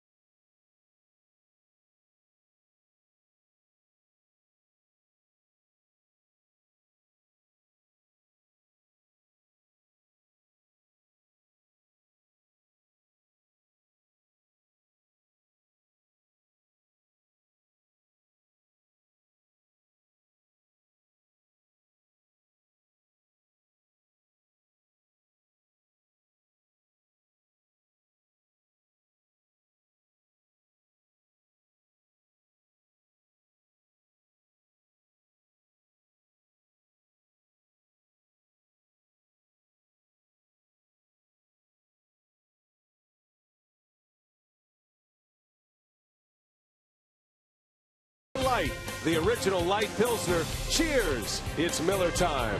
And by the Wisconsin Lottery, reminding you to please play responsibly. Tough decisions for manager Craig Counsell. Has to hit Matt Garza down 5-1 to Bumgarner. And now he will take Garza out of the game. Michael Blazek coming on to pitch, who's been one of the more reliable pitchers the Brewers have had. They'll try to get some innings out of Blazek. Garza goes just 5 innings here today. Well, one of the few guys that Counsell has down in that bullpen that can give him multiple innings. You figure he's going to be out there for at least 2. Look at the numbers for Blazek. A 159 earned run average, a 4 earned run record. He actually leads the team in wins out of the bullpen at 4-1. Blazek facing Bumgarner to start the frame. 9-1-2 coming up for the Giants.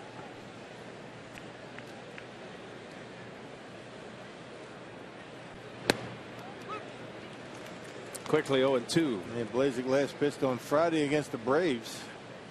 Picked up his 4th win of the season with 3 scoreless innings. 1 hit allowed and 3 strikeouts.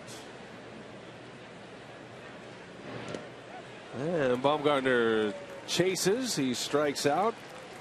Good start for Blazek. It's actually the first time Bumgarner has been retired tonight. Had a walk and a single. Yeah, this side of the Brewers battle the dark side as the Diamondbacks come to town for the first ever Star Wars night at Miller Park, presented by Kohl's. Reserve your spot at Star Wars night here at the ballpark. Call 414-902-4000 or go to brewers.com today.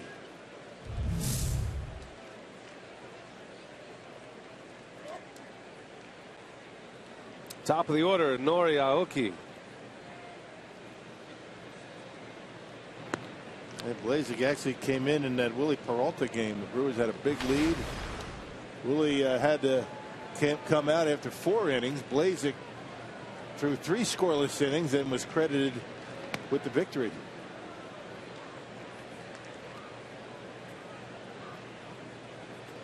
Peralta placed on the disabled list. Oblique injury is going to have him on the shelf 4 to 6 weeks. They will take their time with Willie Peralta.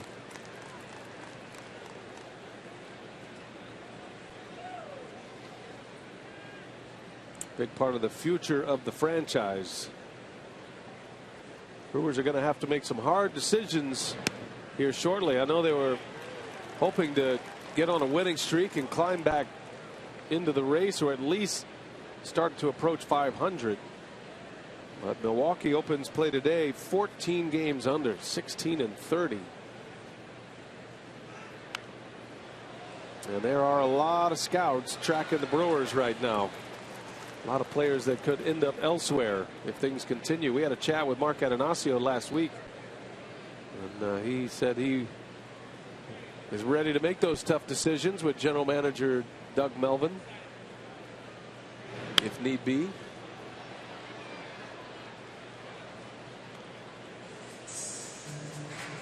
Well, and I would imagine, you know, guys like Willie Peralta and Jimmy Nelson may be untouchables, but maybe not. Who knows?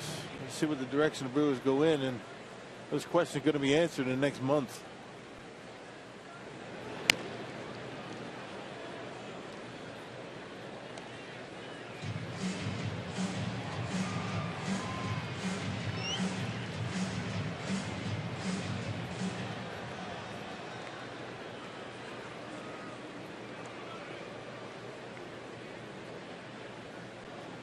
Eighth pitch of the at bat on Aoki. Everything away, and Aoki slaps one foul. Nice play over there.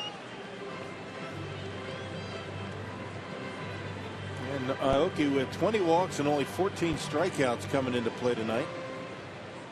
Almost impossible to punch him out.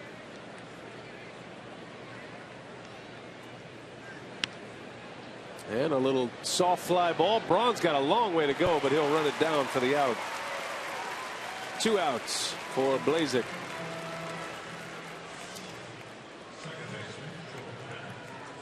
Well, it's been one of those seasons you start looking for the silver linings, and Michael Blazek has been one. Yeah. Right from the beginning. Big surprise that he even made the ball club out of spring training. Yeah, he and Tyler Thornburg made the club as long relievers. Some talk about Blazek maybe entering into that starting rotation. Certainly a candidate for that. It might be him, might be somebody down from the minor leagues or up from the minor leagues. And Tyler Thornburg might be that guy. Who knows? Well, when spring training began, it looked like Taylor Youngman was the former first rounder in that number 6 rotation spot. He has struggled at AAA Colorado Springs. Brewers are going to have to make a decision on that at some point. Possibly Sunday, most likely Tuesday in St. Louis. They can utilize the off day Thursday. And it will be interesting to see how Fiers goes tomorrow, coming back on short rest. It's not something he's done a lot. Certainly don't do that in the minor leagues. Fiers said he's up for the task, though. He is looking forward to the opportunity to come back. Help the club. Most starting pitchers pitch every 5th day. And so when we say coming back on short rest, it means instead of the 4 days off, they'll have just 3. Blazek is there. 3-1 put out. Good inning for Blazek. He continues to impress. Retires the Giants in order.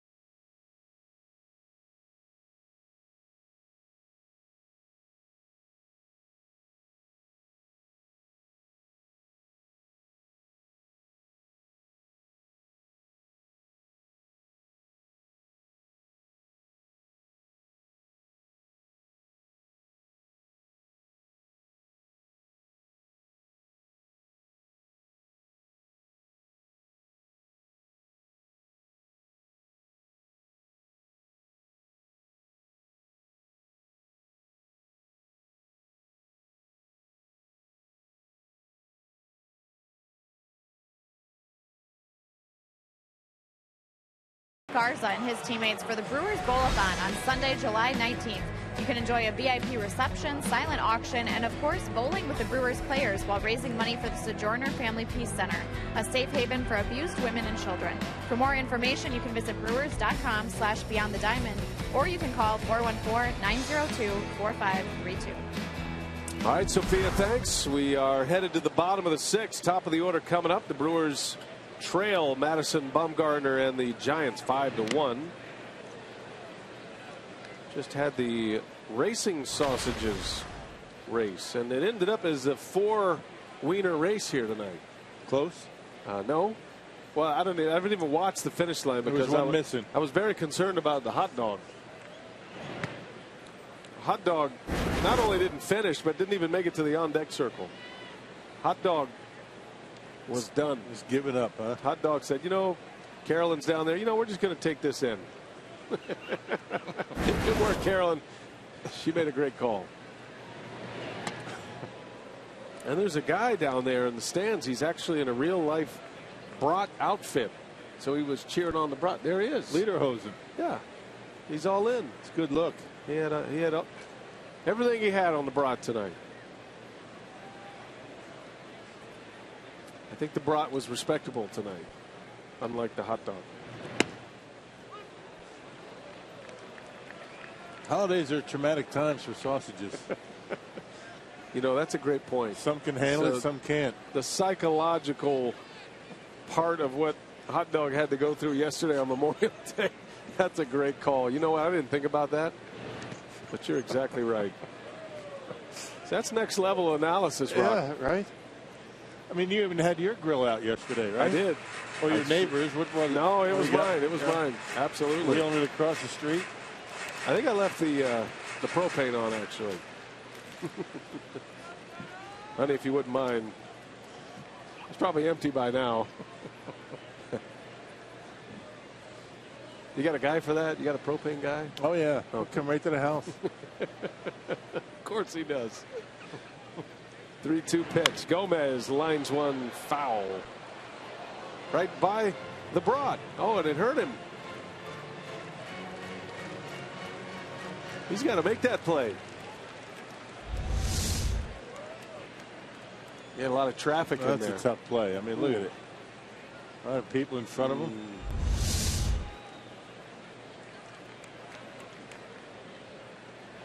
Two things that seem like a good idea. Turned out not to be the case. Dressing like that and going after that foul ball. Exactly. That's why I have a glove up here. You got a sweet glove up here, too. I've been fish-eyeing that one. My Spider's catcher's mitt. Too bad it's got your name on it. Literally stitched into it. Gomez draws the walk and a base runner for Milwaukee. That's the rally glove. The glove that the rock only breaks out when the Brewers are in need of a rally. It's sweet, too. It's beautiful. Look at this. Brewers colors. Rock. Spiders. Rock, yep. My good buddy Ed Alf. That's a Wisconsin company right there. Local company, yep. Makes batting gloves. You bet it. They do great work. I'm in. Big help to fantasy camp every year. Be nice to get one of those at some point. Just saying. Here's Chris Davis with Gomez at first. Ooh, mighty cut on a fastball from Bumgarner. What happened to the glove he gave you last year? I got to break that out. Hasn't been used yet. Maybe you and I will go have a catch. You want to play catch down there at one day? Some point. Very therapeutic.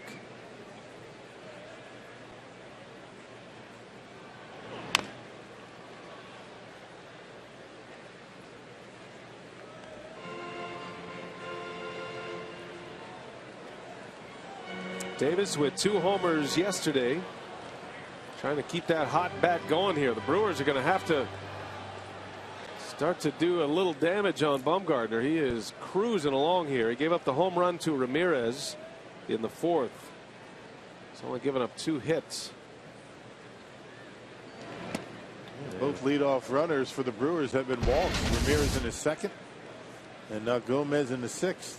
Davis is on our DraftKings player to watch today. Don't forget to enter the promo code CREW on DraftKings.com. Davis and Posey from this game.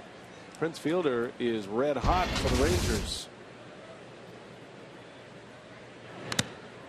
Ouch. Swing and a foul.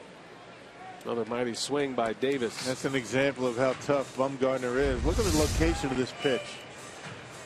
I mean, it's right down the middle, about belt high, and Davis swings under it. I mean, that's only 91 miles an hour. Not like he's throwing 96. Just that element of doubt in your mind what that pitch is going to do as it approaches home plate. 25-year-old from Hudson, North Carolina. Curveball this time, missed. It's amazing what he's accomplished at such a young age. He's in the big leagues at 20. Last year was his best year, career year across the board with 18 victories. He was 18-10, had a 2.98 ERA, 219 strikeouts. He made the All-Star team for a second time.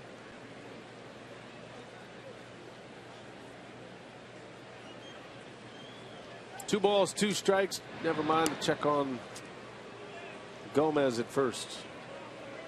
And Bumgarner's thrown over 200 innings 4 straight years. Been able to stay healthy.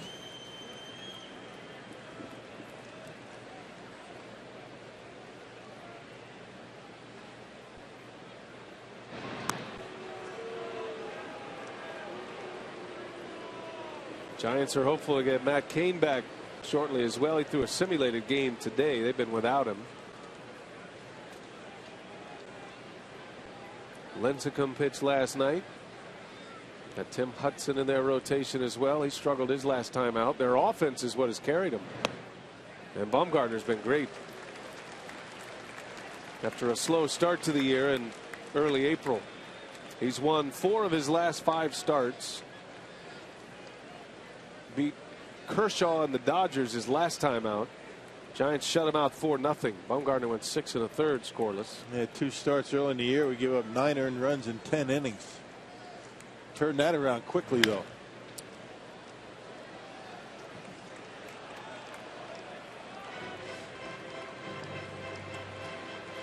Those are the numbers. And what's remarkable about this, starting in 2011, beginning this run, that was as a 21-year-old.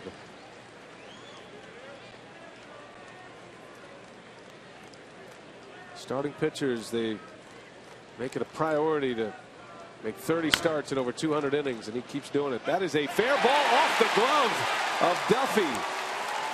A break for the Brewers. Duffy was set up, trying to make a catch and a throw. It might be a base hit. Look at might have taken a funny hop. Let's take another look at it.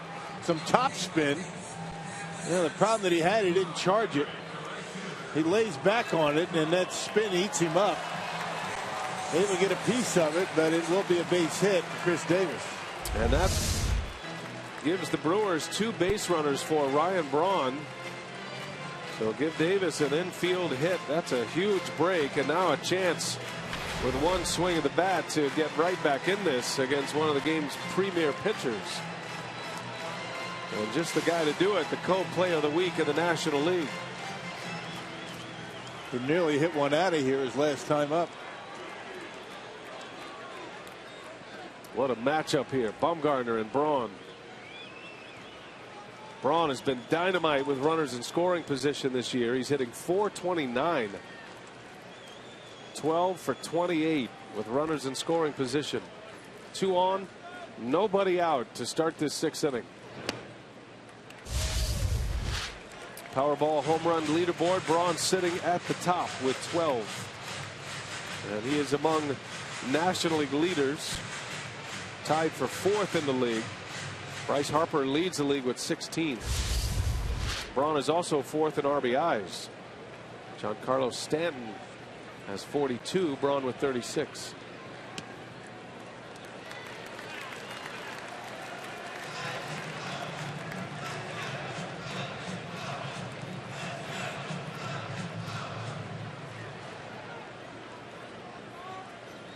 Braun has an OPS pushing 900 this year. And when you think about the slow start that he got off to for the first 2.5 weeks of the season, it's impressive. That misses low. Good eye. 3 balls, no strikes on Braun. Well, Ramirez homered off Bumgarner his last time up.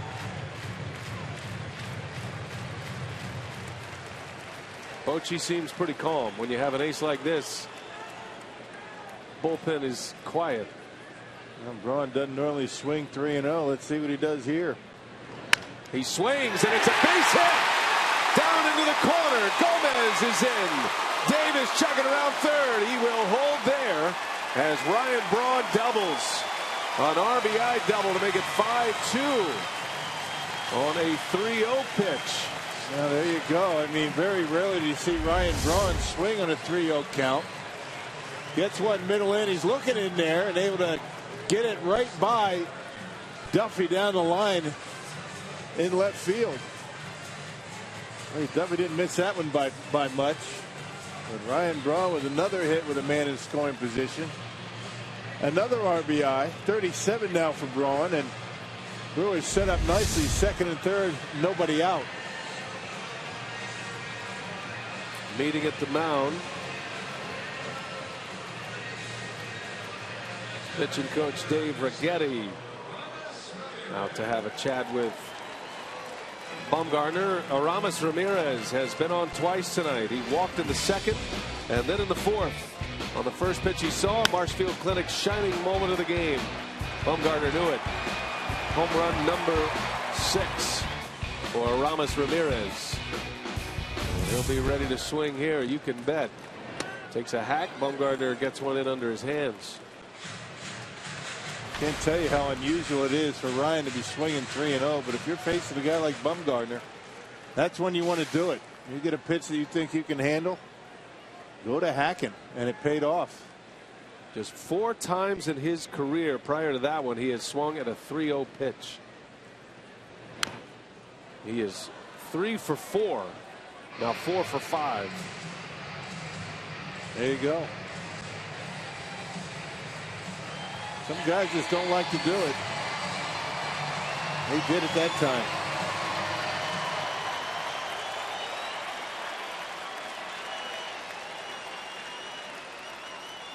Five to 2, the tying run at the plate. Bumgarner's got Ramirez 0-2. And a jam shot foul. Riding that fastball up and in.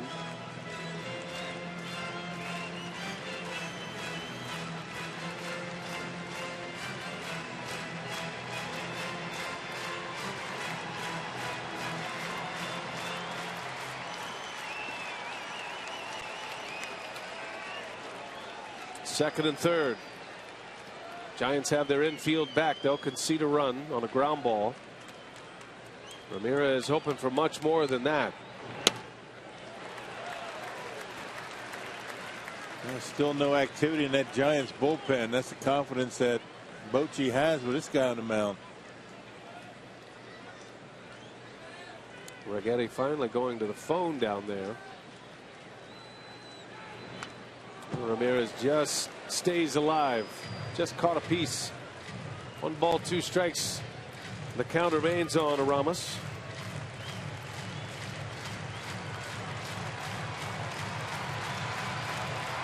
San Francisco scored 3 runs in the 4th inning. Brewers have 1 in, looking for more. The 1-2.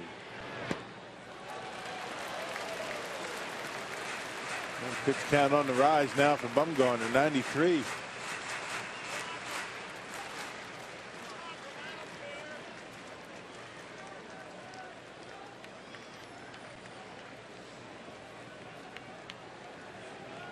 Well, Ramirez has seen them all. Long look from Bumgarner, and Ramirez finally asked for it and is granted timeout.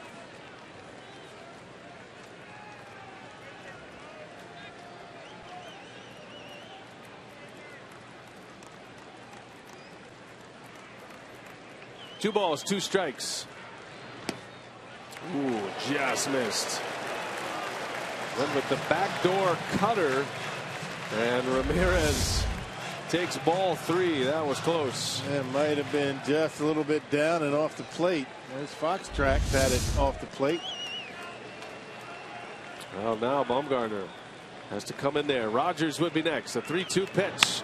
And a drive to right, hit hard, but right at Pence. Davis will tag, as will Braun. Both advance. Davis scores, and it's 5-3. Well, if you're not going to get a hit, that's about the next best thing. That was an 8-pitch at bat for Ramirez, and Bumgarner gave him everything he had. He got ahead of him quickly. 0-2 through 3 straight strikes. Ramirez not able to really center on anything. Then he started to mix it up a little bit. Bumgarner mixing it up with the cutter, the curveball. Not willing to give him a fastball for a strike as the at-bat went on. Ramirez able to hang tough. There's that one that just missed coming up right here. Just missed, and then the final pitch, another slider that was left out over the plate, and he rips it down the line and right. But Pence able to handle it. Second RBI of the game for Ramirez. Here's Jason Rogers now. Takes a strike. Got a runner at third and 1 out in this situation. Both runners advancing on that line drive. Got to cash them in when you can. 2 are in. Rogers trying to get one in the air to the outfield at least. And that's not going to do it. A pop up. Joe Paddock makes the catch for out number 2.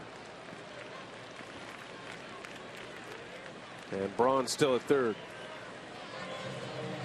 Can't waste those opportunities right there. Got to figure out a way to drive in that run. At the plate, presented by Wendy's, Hector Gomez. And a base hit his last time up, just the second hit of the game at the time. Brewers now have 4 hits.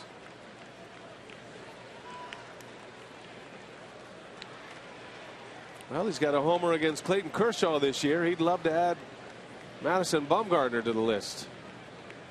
He represents the tying run.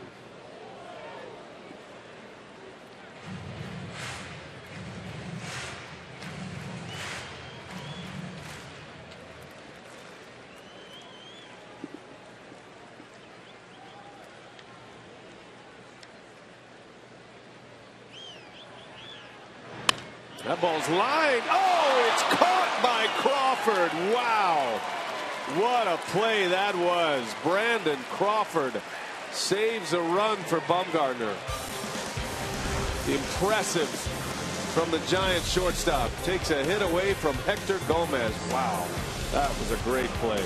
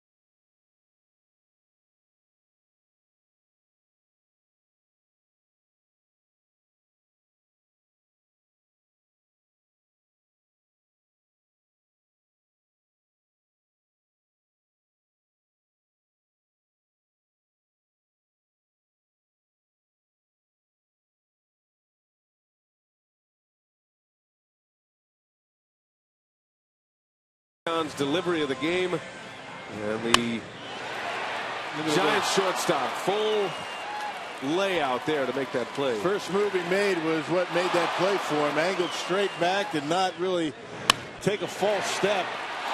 And able to handle it, got into webbing and held on. Jimmy John's delivery of the game. A run-saving catch by Brandon Crawford. He's a good one out there at shortstop.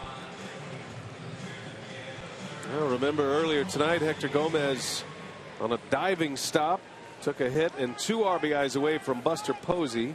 Crawford returns the favor for his teammate.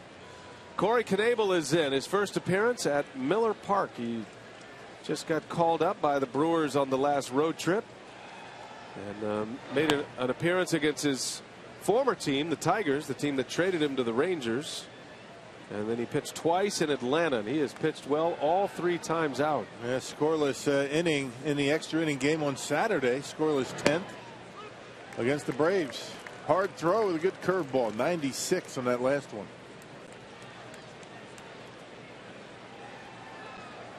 Corey Knebel facing Hunter Pence. And he zips one in at 97 for strike 2. Garza went 5, gave up 5 earned runs on 8 hits. Blazek worked a 3-up, 3-down 6th inning, and now Knebel. There's that good curveball Rock mentioned. Doesn't mess around. He goes after you. He doesn't mess around trying to find the corners. Very aggressive, pretty much straight over the top. Not a lot of movement on the fastball, but he can get it up there.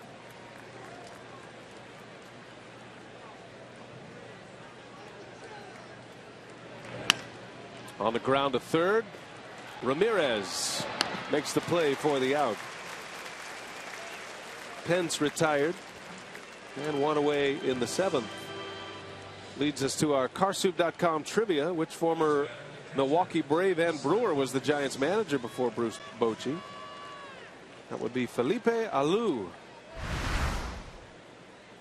He played for the Braves in the mid-60s, ended up with the Brewers in 1974.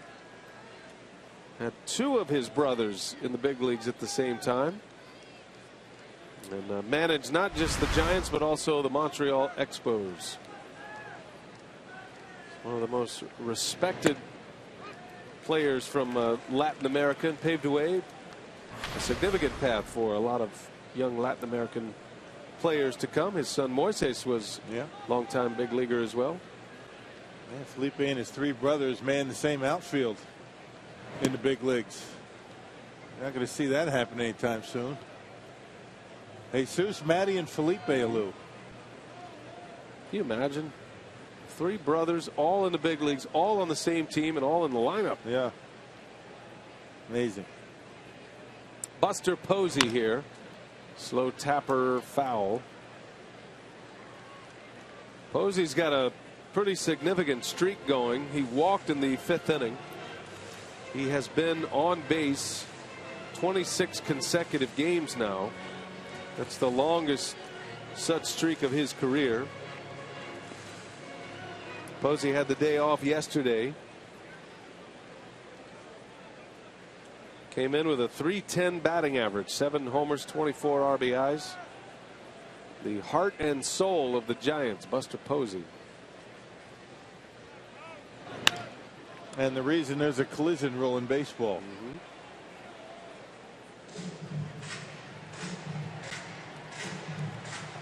Well, that gruesome collision that knocked Posey out for the rest of the year.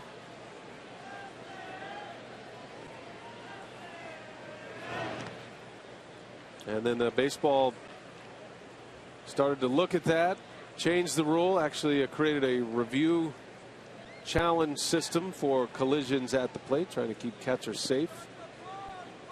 It was a collision between Scott Cousins and Buster Posey.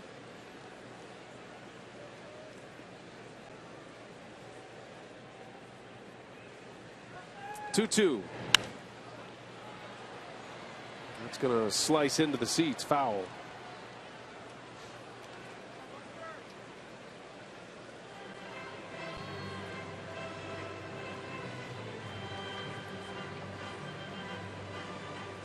Knebel came to the Brewers in the Giovanni Gallardo deal. He and Luis Sardinas. And another lower level minor league pitcher. As Posey sends one to center field. He got good wood on it, but back is Gomez with room for the second out. Pence and Posey retired by Knebel. Had a good curveball. He threw a couple of good ones to Posey in that at bat. Had Hunter Pence out on his front foot.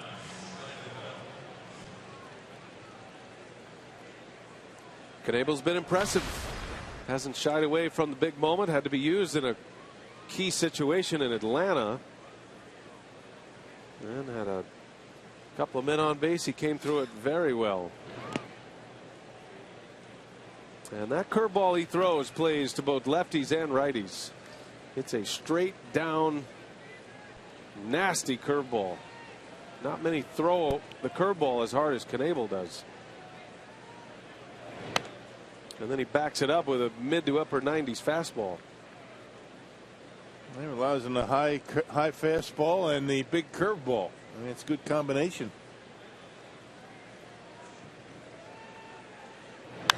That ball's hit high and deep. Belt turns and runs and watches this one fly way out of here. 6-3 Giants.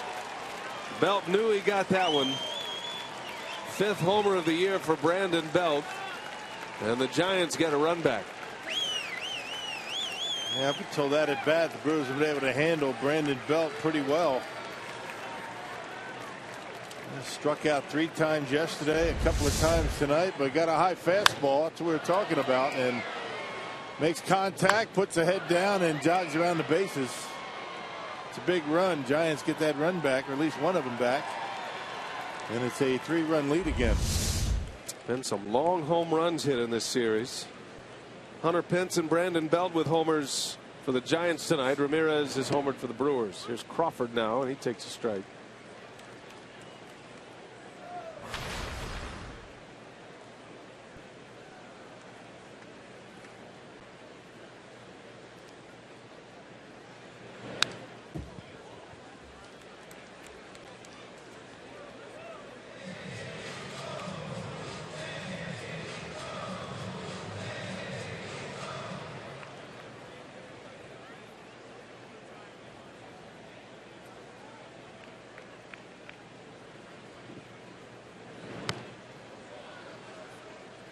Able to check his swing. A ball and 2 strikes on Crawford. Just made that great play to save a run last inning, robbing Hector Gomez of a base hit. And then the Giants come right back and add to their lead.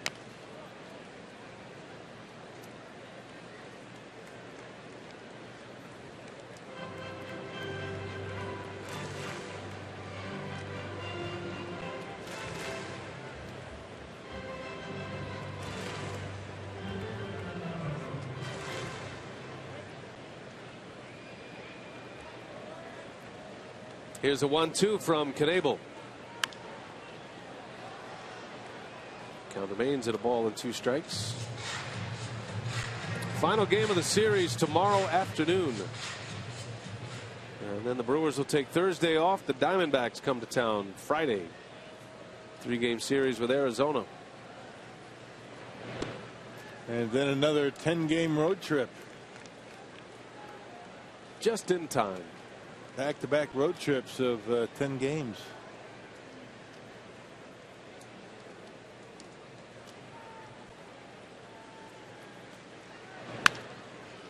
Out to Hector Gomez. And that will retire the side. So Knebel works the 7th, gives up a run, a homer to Belt. And it's 6-3 San Francisco.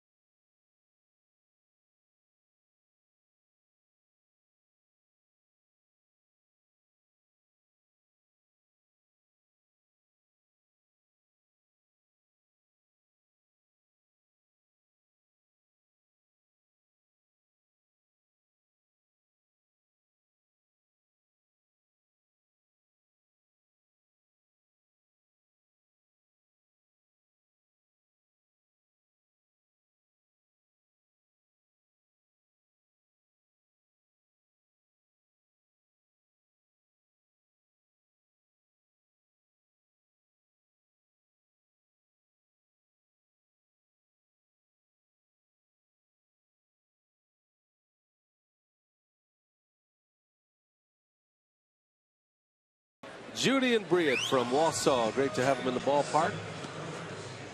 Favorites of our Fox Sports Wisconsin family. Enjoying the game here tonight. Hoping the Brewers have a comeback in them this evening. The Brewers are down 3 as we head to the home 7th. It'll be George Contos out of the bullpen.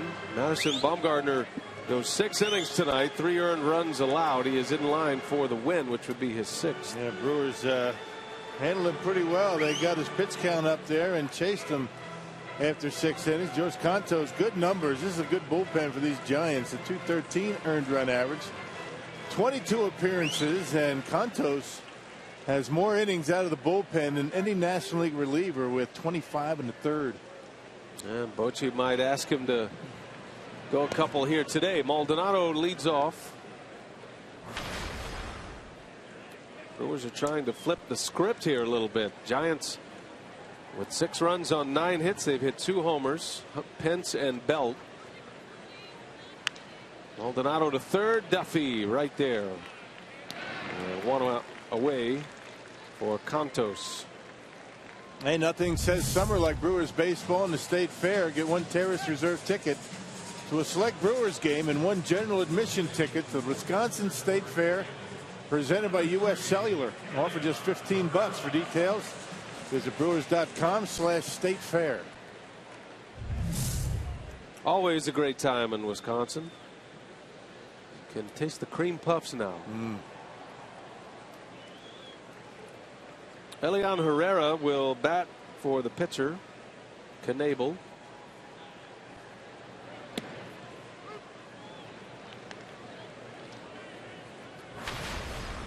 Pinch hit appearance for Herrera. He is 0 for 5 as a pinch hitter. Comes in with a .214 batting average. He's been starting at second and third, depending on the pitcher on that particular day. Mostly second when he plays, and mostly against right-handed pitching. They prefer Herrera bat left-handed. He's a switch hitter, but better from the left side. 0-2 count. Contos delivers, and it's in the dirt. Take a guess who the first team to 30 wins is in the major leagues. Houston Astros. The Houston Astros. Who'd have thunk it? No, not me. They beat the Orioles today. 4-1 victory over Baltimore, and they've got 30 wins on the board. There's a base hit to right. The former Astro Pence takes it on a hop. And Leon Herrera with a pinch hit single, his first of the year. We'll get a couple of men on and try and knock one out of here. Houston Astros pitching staff has been tremendous this year. Third in the American League, a .358 earned run average. They're last in the American League in batting average, but first in home runs. Right, it's a rare combo. Well, good for them. Those fans have suffered quite a bit with some cellar teams. But they're back at it now, and they are for real.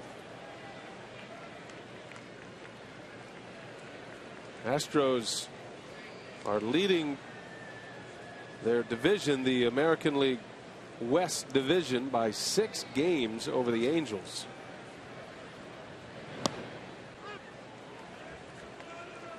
Everybody else has been mediocre in that division. The A's have struggled, like the Brewers. Texas is hot right now. The Rangers have won 6 straight. They're still a game under 500. But it's the Astros who are running away.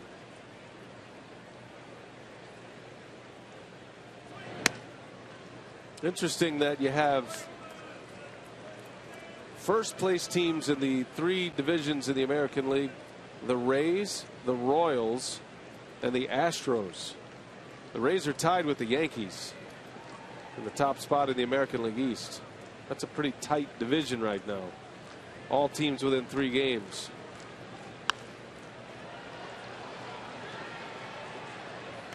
Dodgers, Nationals, and the Cardinals are leading their respective divisions in the National League. The Giants are 2 back of the Dodgers starting play today. having won 8 of their last 10. So you hit Memorial Day, you check the standings. A lot of baseball to be played. But Memorial Day is the quarter pole of the season, and then start to see these pennant races develop. Sardinius fouls it off, 2-2 the count.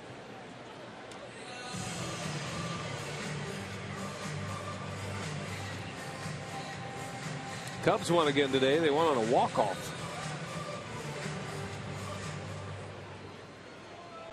Beating the Nationals. Well, Nationals been red hot lately. 8 out of 10 before tonight. Addison Russell had the walk-off tonight as Sardinius strikes out. Second out of the inning for Cantos. Cantos not a hard thrower. 93 top, so cut it. Got that slider. He just got Sardinius on a breaking ball. Looked like a slider. Bochy's on his way out. He's going to make a change here.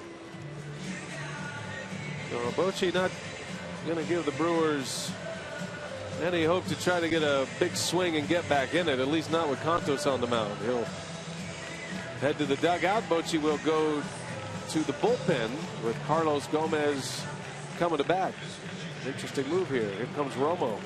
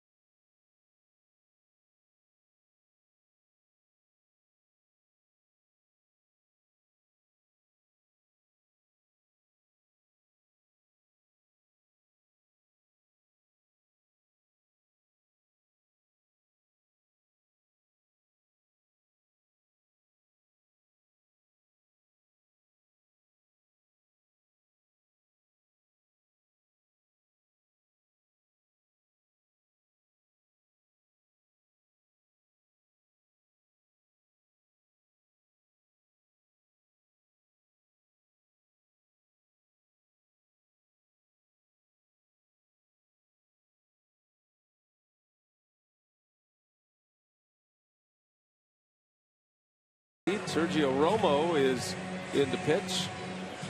Been a big part of the Giants' success all these years, and he'll get the 7th inning here with 2 outs. So, yeah, last pitch on Saturday and gave up 2 runs in 2/3 of an inning. Now has that earned run average at 4.3, very high for him. He's only allowed the 1 home run. Big strikeout numbers for him, 22 strikeouts and just shy of 15 innings of work. Carlos Gomez looking for a quick strike here with 2 outs, which is exactly why Bochy brings on Romo. The many slider speeds of Sergio Romo. Same pitch, all up and down the radar gun in the 80s.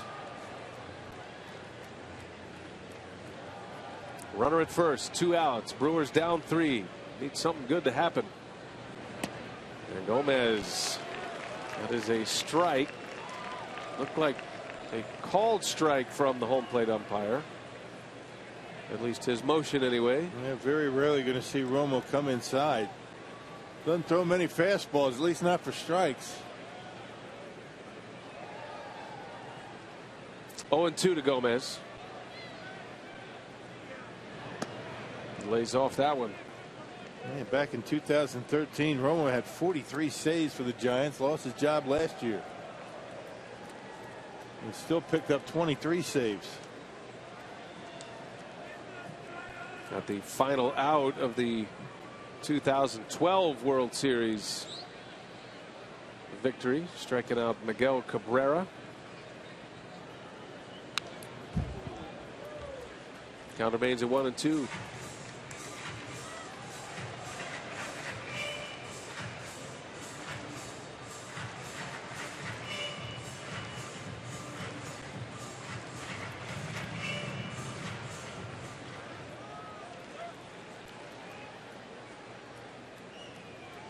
In constant motion, always fidgeting on the mound, Sergio Romo. Everything away from Gomez. The 1-2 pitch, and he got him. And that's why Bochy made the move. Romo pumps the fist, strands a runner.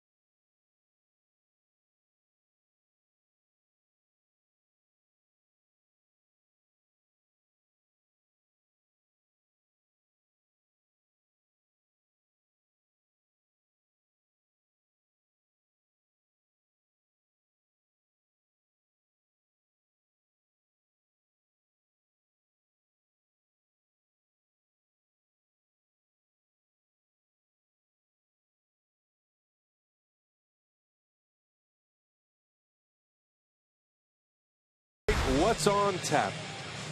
Tomorrow, 12:40 is first pitch. Ryan Vogelsong against Mike Fiers. Mike Fiers will be moving up a day in his normal rotation turn. No television tomorrow. At least no Brewers television tomorrow. You can catch it across the Brewers radio network. The Giants will televise the game as well. Just take a trip over to San Francisco. You can watch every play. Worth the trip, isn't it? Neil Kotz is the new Brewers pitcher. Kotz in his 20th appearance here tonight. He pitched yesterday. An inning and a third, did not allow a run, gave up a couple of hits, struck out a batter.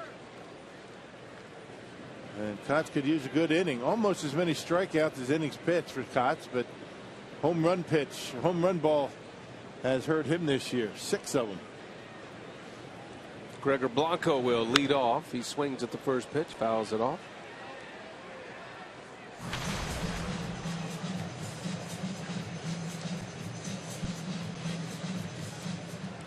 Kotz pitched for the Rangers the last couple of years. Time with the Cubs and the White Sox. A couple of surgeries on a hip. He's had Tommy John surgery. He's been a guy that has battled his way through it. And he's hoping to start to dial it in a little bit on the mound after a rough start. He's got Blanco 0-2. Blanco has a hit tonight. He's 1 for 3 with an RBI. Getting the start for Angel Pagan here today. Giants did their big work in the fourth. They scored 3 consecutive runs, 5 straight hits in that inning. It was 2-0 at the time. Made it 5-0. Brewers got 1 in the fourth. Added 2 in the sixth. Then the Giants got their 6th run on a homer from Belt as Kotz strikes out Gregor Blanco. Good way to start the inning. Speaking of the Giants broadcasters, by the way, we want to send our condolences to the Hall of Fame announcer for the Giants, John Miller. He lost his father last week, and he's battling for a long time. There's the great voice of the Giants, and he's back here in Milwaukee, just returning to work for the first time yesterday after returning home. So we're thinking about him. Fly ball to Davis. Duffy is out, 2 outs in this 8th inning. Yeah, it doesn't matter how old you are, how old they are. It's always difficult to lose a parent, particularly when you're away. You say John missed about a week. Good to have him back. The Golden Pipes. Always great to get a matchup of Brewers Giants, because you have the 2 Hall of Fame voices on either side, John Miller and Bob Uecker, of course. 2 of the legends in our industry. Romo's getting an at-bat here. Unlikely he'll swing. He's using Joaquin Arias's bat, and it looks like it's brand new. And I'm pretty sure Joaquin said it better stay that way. And it does. Might as well be using a table leg. 6-3 Giants lead. We head to the bottom of the 8th.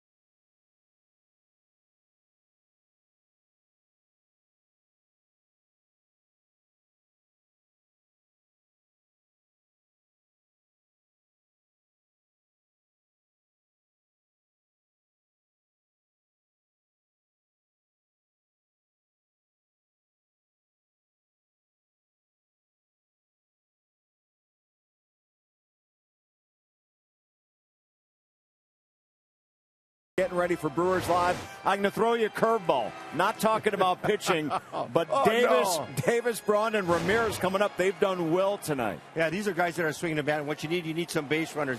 Be good if you can get a couple base runners on, get a couple guys on base, hit the home run, or get a good rally started. You got a chance to get back in the ball game. Brewers scored 2 runs in the 6th. Davis a part of that as well. He leads off. Again, Brewers Live post game coming up after the ball game. Brian. All right, thanks Craig and Augie. Looking forward to that. Hopefully the Brewers have a comeback in them tonight. Can make it a good news Brewers Live postgame show. Chris Davis skies one off Romo out to Hunter Pence and right. And there's the first out of the Brewers 8th inning. Romo taking care of business here, striking out Gomez to end the 7th, and now he's got 1 out here in the 8th.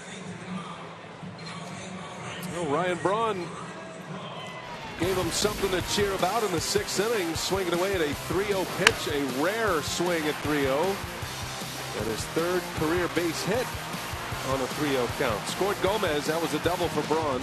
And the Brewers had 2nd and 3rd, nobody out, only able to muster 1 run. And got back in it, but then that Brandon Belt home run got the Giants back on top by 3. It's a great play by Brandon Crawford to end that inning. A diving catch the play of the game defensively thus far. Who knows what happens if he doesn't make that play? You know, at least one run scores to make it a one-run game.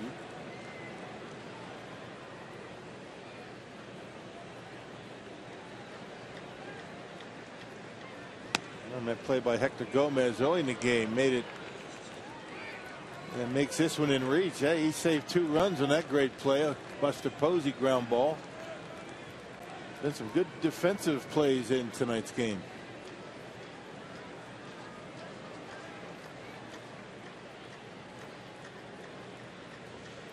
1-1 to Braun. Right off the end of the bat. Slow roller.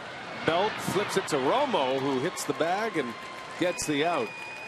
That's the thing about Romo. I mean, you try and pull the baseball, good luck to you. Everything's going to be away.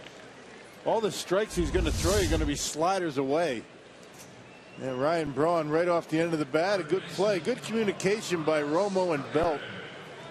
Romo knew he couldn't get there. Belt able to make the play and flips it over to Romo. It's a good play by Romo, too, to protect himself. Taps the bag and then hits the deck so he doesn't have a collision with a runner. A lot of times you see both of them going after it and nobody cover the bag. 2 quick outs. Ramirez takes a ball.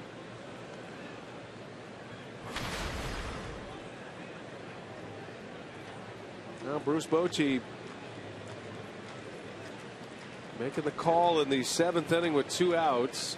To Contos out. He wants one of his best relievers in the game with the best part of the lineup coming up.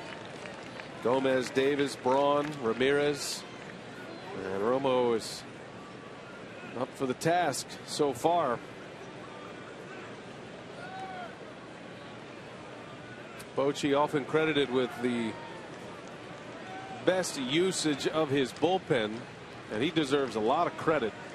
But he's the first one to pass that credit on to his pitchers. Yeah. He puts them in great positions. He plays matchups, and they perform for him. Made the big move last year, taking Sergio Romo out of the closer's role and put Casilla in there. That worked out well for the Giants. It's hard to pull a guy out that had 40+ saves for you the year before. Right. Yeah, and it takes a guy who's willing to do that and still be part of the team and want to have that role. And Romo's been that guy. Bochy raves about Romo and his attitude. He loves pitching for the Giants. He wants to pitch in high leverage situations. If he's a closer, great. If not, he's ready to do whatever. These players have a lot of respect for their manager. And you win 3 World Series in 5 years, you're going to get a lot of respect automatically. 2-2 the count.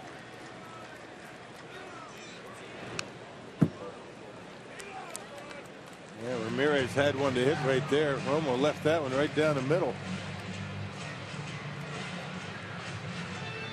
Doesn't make too many mistakes as Romo. Not that we've seen anyway.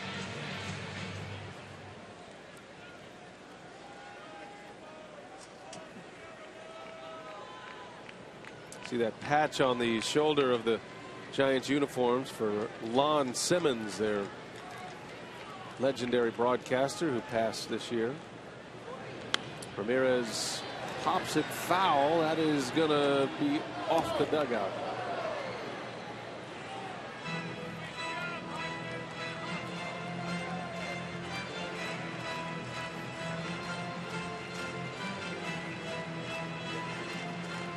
A souvenir to take home.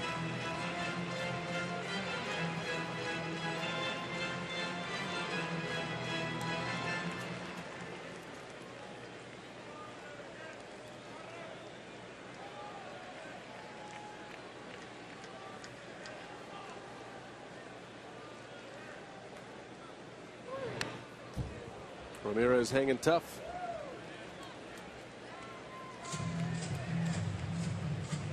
Fastballs for strikes, sliders for strikes. I mean, Romo's been right around the plate throughout this entire at bat. And he's gotten a lot of the plate for Ramirez, and he's just not been able to center up on it.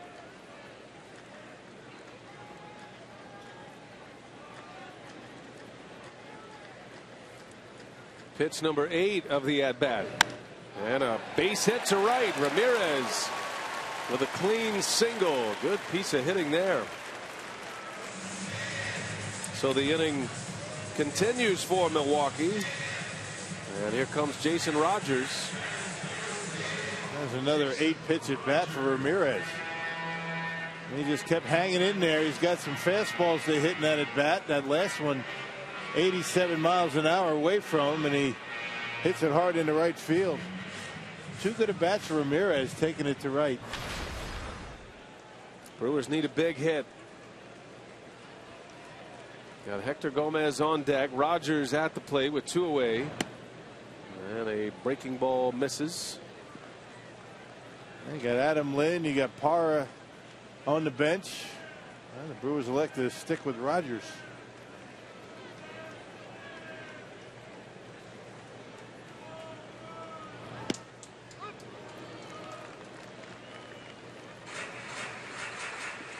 Giants have 2 lefties in their bullpen, Affeldt and Lopez. Lopez is their late lefty. You're thinking along those lines. There's the closer. Hey, Trout Lind out there. You're going to see the lefty come in. Casilla and Lopez in the pen. Rogers on the ground to third. It eats up. Duffy, can he recover? He can. And the inning is over. And the Brewers strand a runner. Romo gives the Giants 4 outs late. We head to the 9th.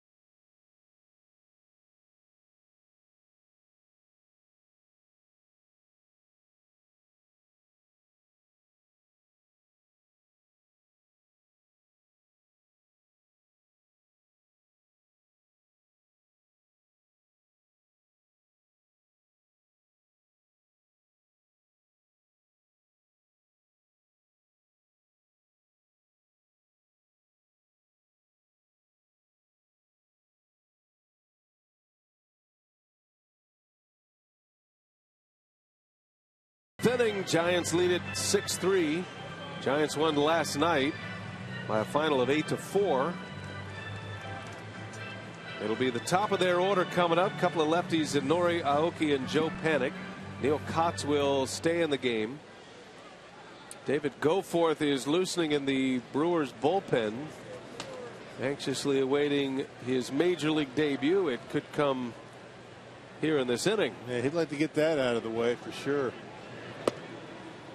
Call him up, bring him in, get it over with.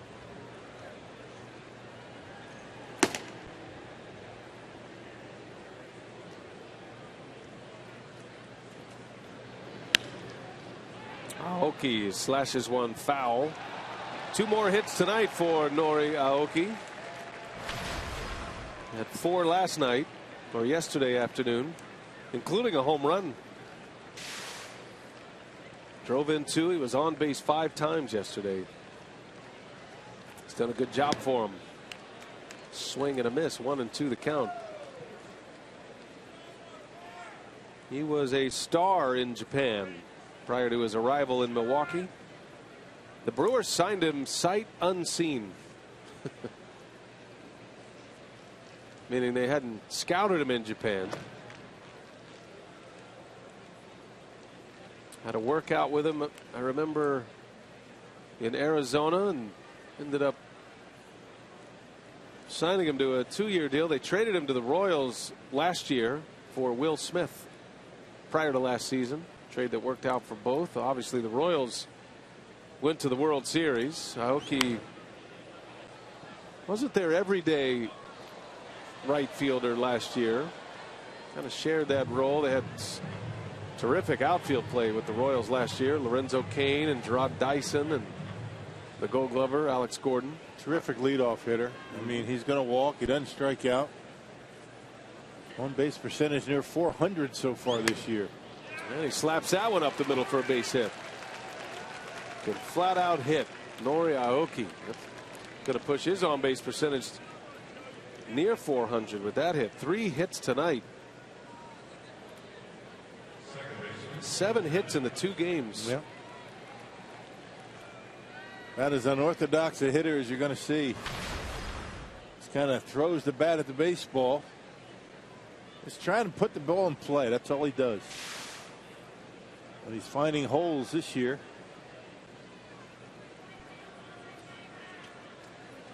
Here's Joe Panik now.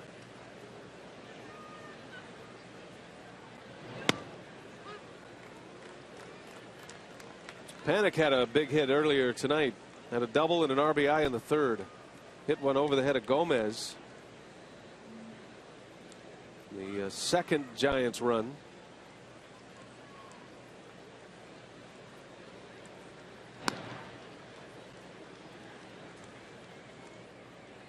Madison Bumgarner in line for the win, which would be his 5th win in his last 6 starts. Matt Garza on the hook for the loss right now. He went 5 innings tonight. If you're looking ahead to the Brewers' 9th inning, Hector Gomez, Martin Maldonado, and then the pitcher spot. Might see Counsell unload his bench. Right now it's a save situation for Casilla, the Giant closer. There's a bunt, and Kotz will make the play for the out. Well, let's see if we get a pitching change here. Got a couple of right-handers coming up. Is this the moment for David Goforth? It is. Craig Counsell is on his way out.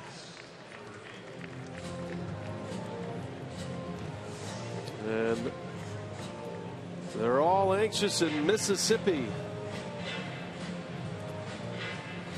Big moment here for David Goforth. He'll be making his major league debut. As Kotz is out, Goforth will enter the game for the first time in his career at the major league level. We'll set him up when we come back.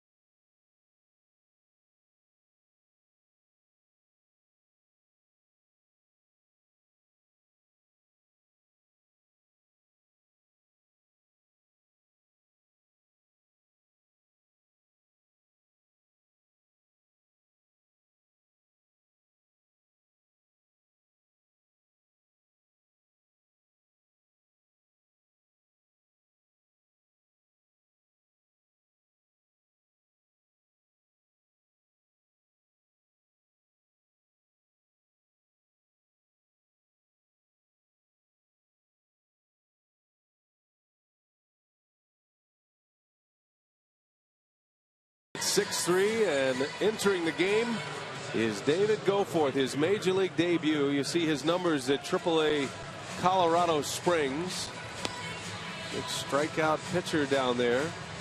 18 Ks in 21 innings. We saw a lot of him this spring. He was an invitee to spring training, and he showed some pretty good stuff in spring training this year. Yeah, good fastball, mid-90s, and a kind of a cross between a slider and a curveball out of Mississippi.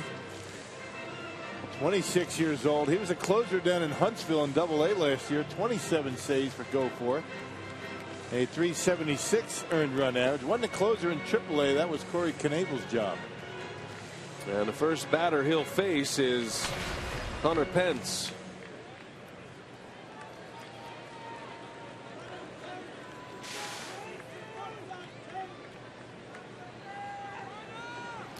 David Goforth out of the University of Mississippi, Ole Miss, an Ole Miss Rebel.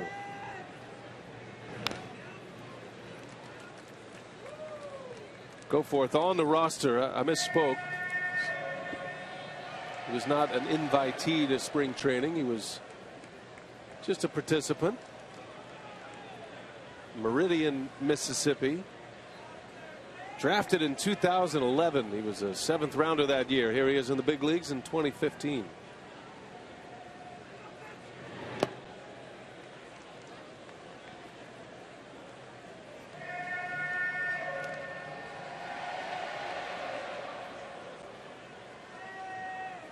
Well, you wonder what's going through his mind.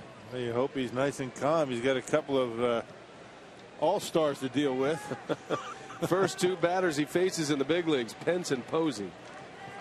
Good luck. Oh, inside move. Well done. Aoki off the bag. He's in a rundown. And there's Ramirez with the Matador tag, and Aoki is out. That showed some presence. Yeah. That was well done by Goforth. Aoki going on the first move, but Goforth able to do the inside move. Watch him pick the leg up, turns around and steps off and throws the third. Well done. Good presence out there for David Goforth. And they're able to get Aoki. Be a caught stealing officially. Aoki is out. 2 outs in the inning. Bases empty. Ball and a strike on Hunter Pence. In the air to left. Back is Davis at the track, and he's got it for the out. And Goforth survives his major league debut. There's 3 outs, partner. You can head on to the dugout, man. It's over. You're a big league pitcher.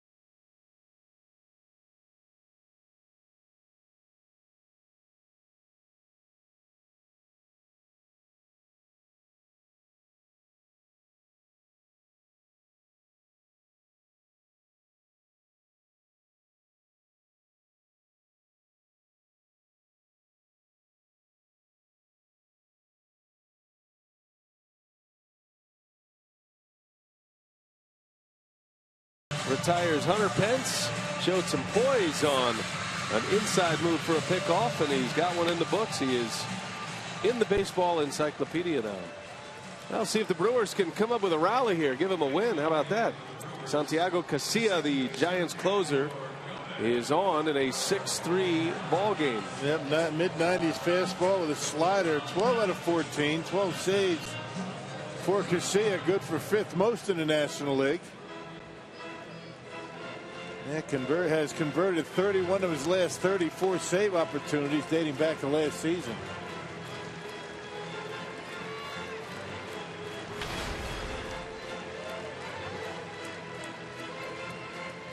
Hector Gomez will lead off for Milwaukee.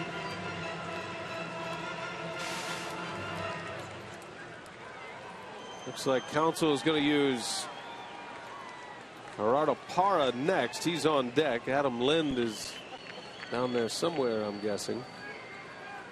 Might as well use him here. We got Parra on deck from Maldonado. Then the pitcher's spot. That's probably when we're going to see Adam Lind. Well, you're hoping Casilla has some control problems. That's about the only time you get Casilla. When he's throwing strikes, he's tough to handle. But if he gets behind in the count and gets a little wild, which he does occasionally, then you got a chance to get to him. Zips one in for a strike. 7 walks, 17 strikeouts so far this year for Casilla, and 18 2/3 innings. Has been unscored upon in his last 11 outings, covering 10 innings. Gomez foul.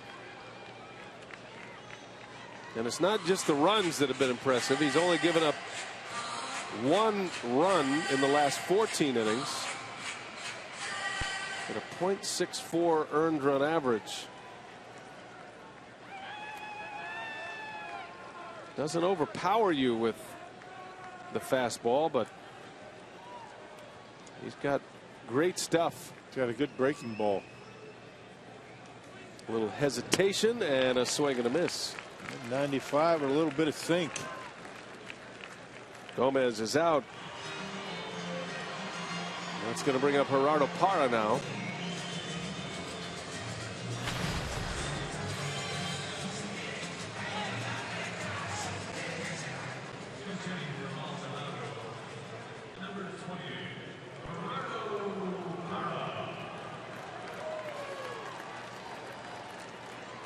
Parra, as a pinch hitter, has had a lot of success this year. He's 5 for 10. Coming off the bench. Adam Lind would be next. He's already moved on deck.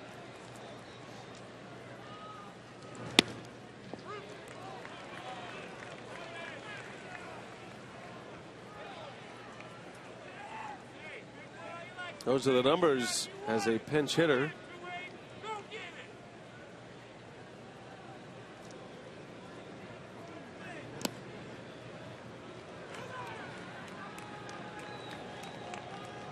We'd love to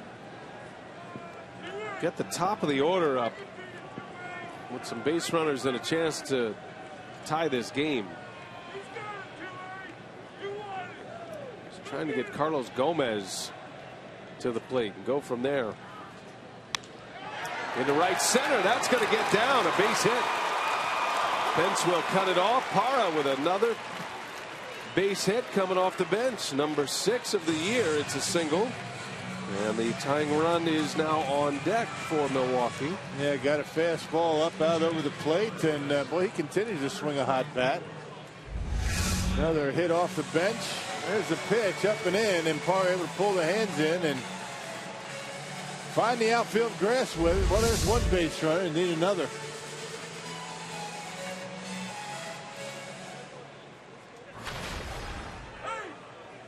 Adam Lind. Pinch hitting. Sardinius would be next. He's the 9th place hitter, and then you get to Gomez and some of the big power hitters.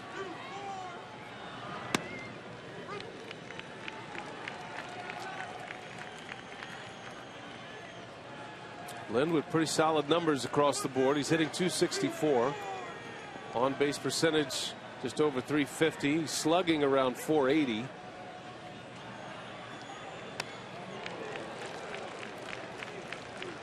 Down 0-2.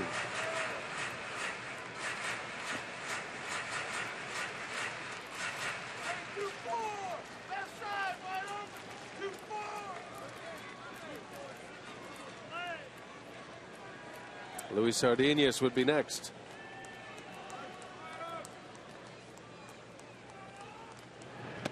Got him. Boy, it made him look bad too.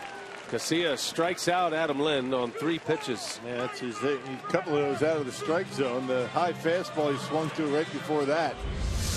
And then he drops the breaking ball. Looks like more of a curveball this time from Casilla. That one out of the zone too.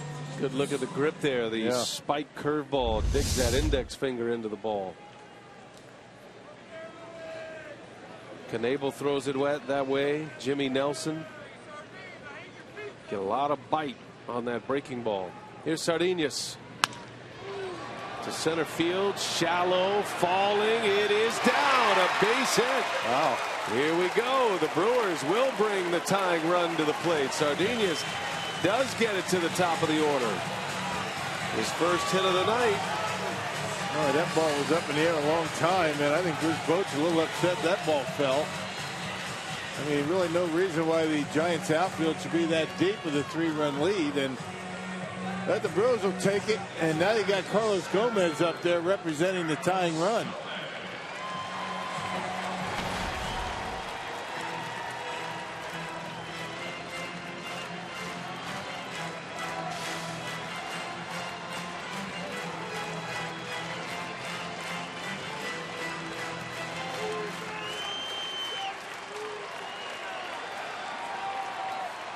Two on, 2 out. Gomez representing the tying run at the plate. 9th inning.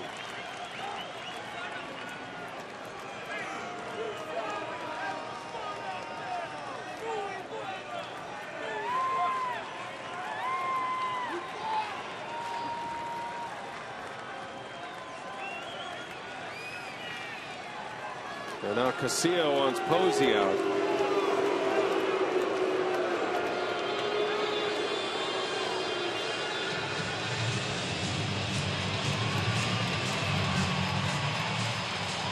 Gomez this year has 4 homers. Got as much power as anybody in the game. If nothing else, just trying to get Davis to the plate. That's the primary goal, however you do it. Yeah, just try. How about a bloop and a blast here? But I would imagine Gomez is going to have to deal with that breaking pitch. See if Casilla leaves one up. Parra with a pinch hit single. He's at second. Sardinas at first, and Casilla pushes him back off the plate. Giants have had a pretty solid game plan against Gomez, and a lot of it has to do with the inside part of the plate. They've brushed him back quite often. He's 0 for 3 tonight. Did have a walk and a run scored. 2-0 the count. Apparently everybody's been busting him in. He's been hit 3 times in the last couple of weeks. That's a good tip off of how they're trying to pitch him. Still wearing that wrap on his left wrist, where he was hit twice on the last road trip. 2 balls, no strikes. Looking for a mistake from Casilla. Gomez to right field. Pence is going back with room. He's got it. Oh, Gomez just missed it on the bat. And that's a ball game. The Giants win. They've taken the first 2 games of this series. A 6-3 final.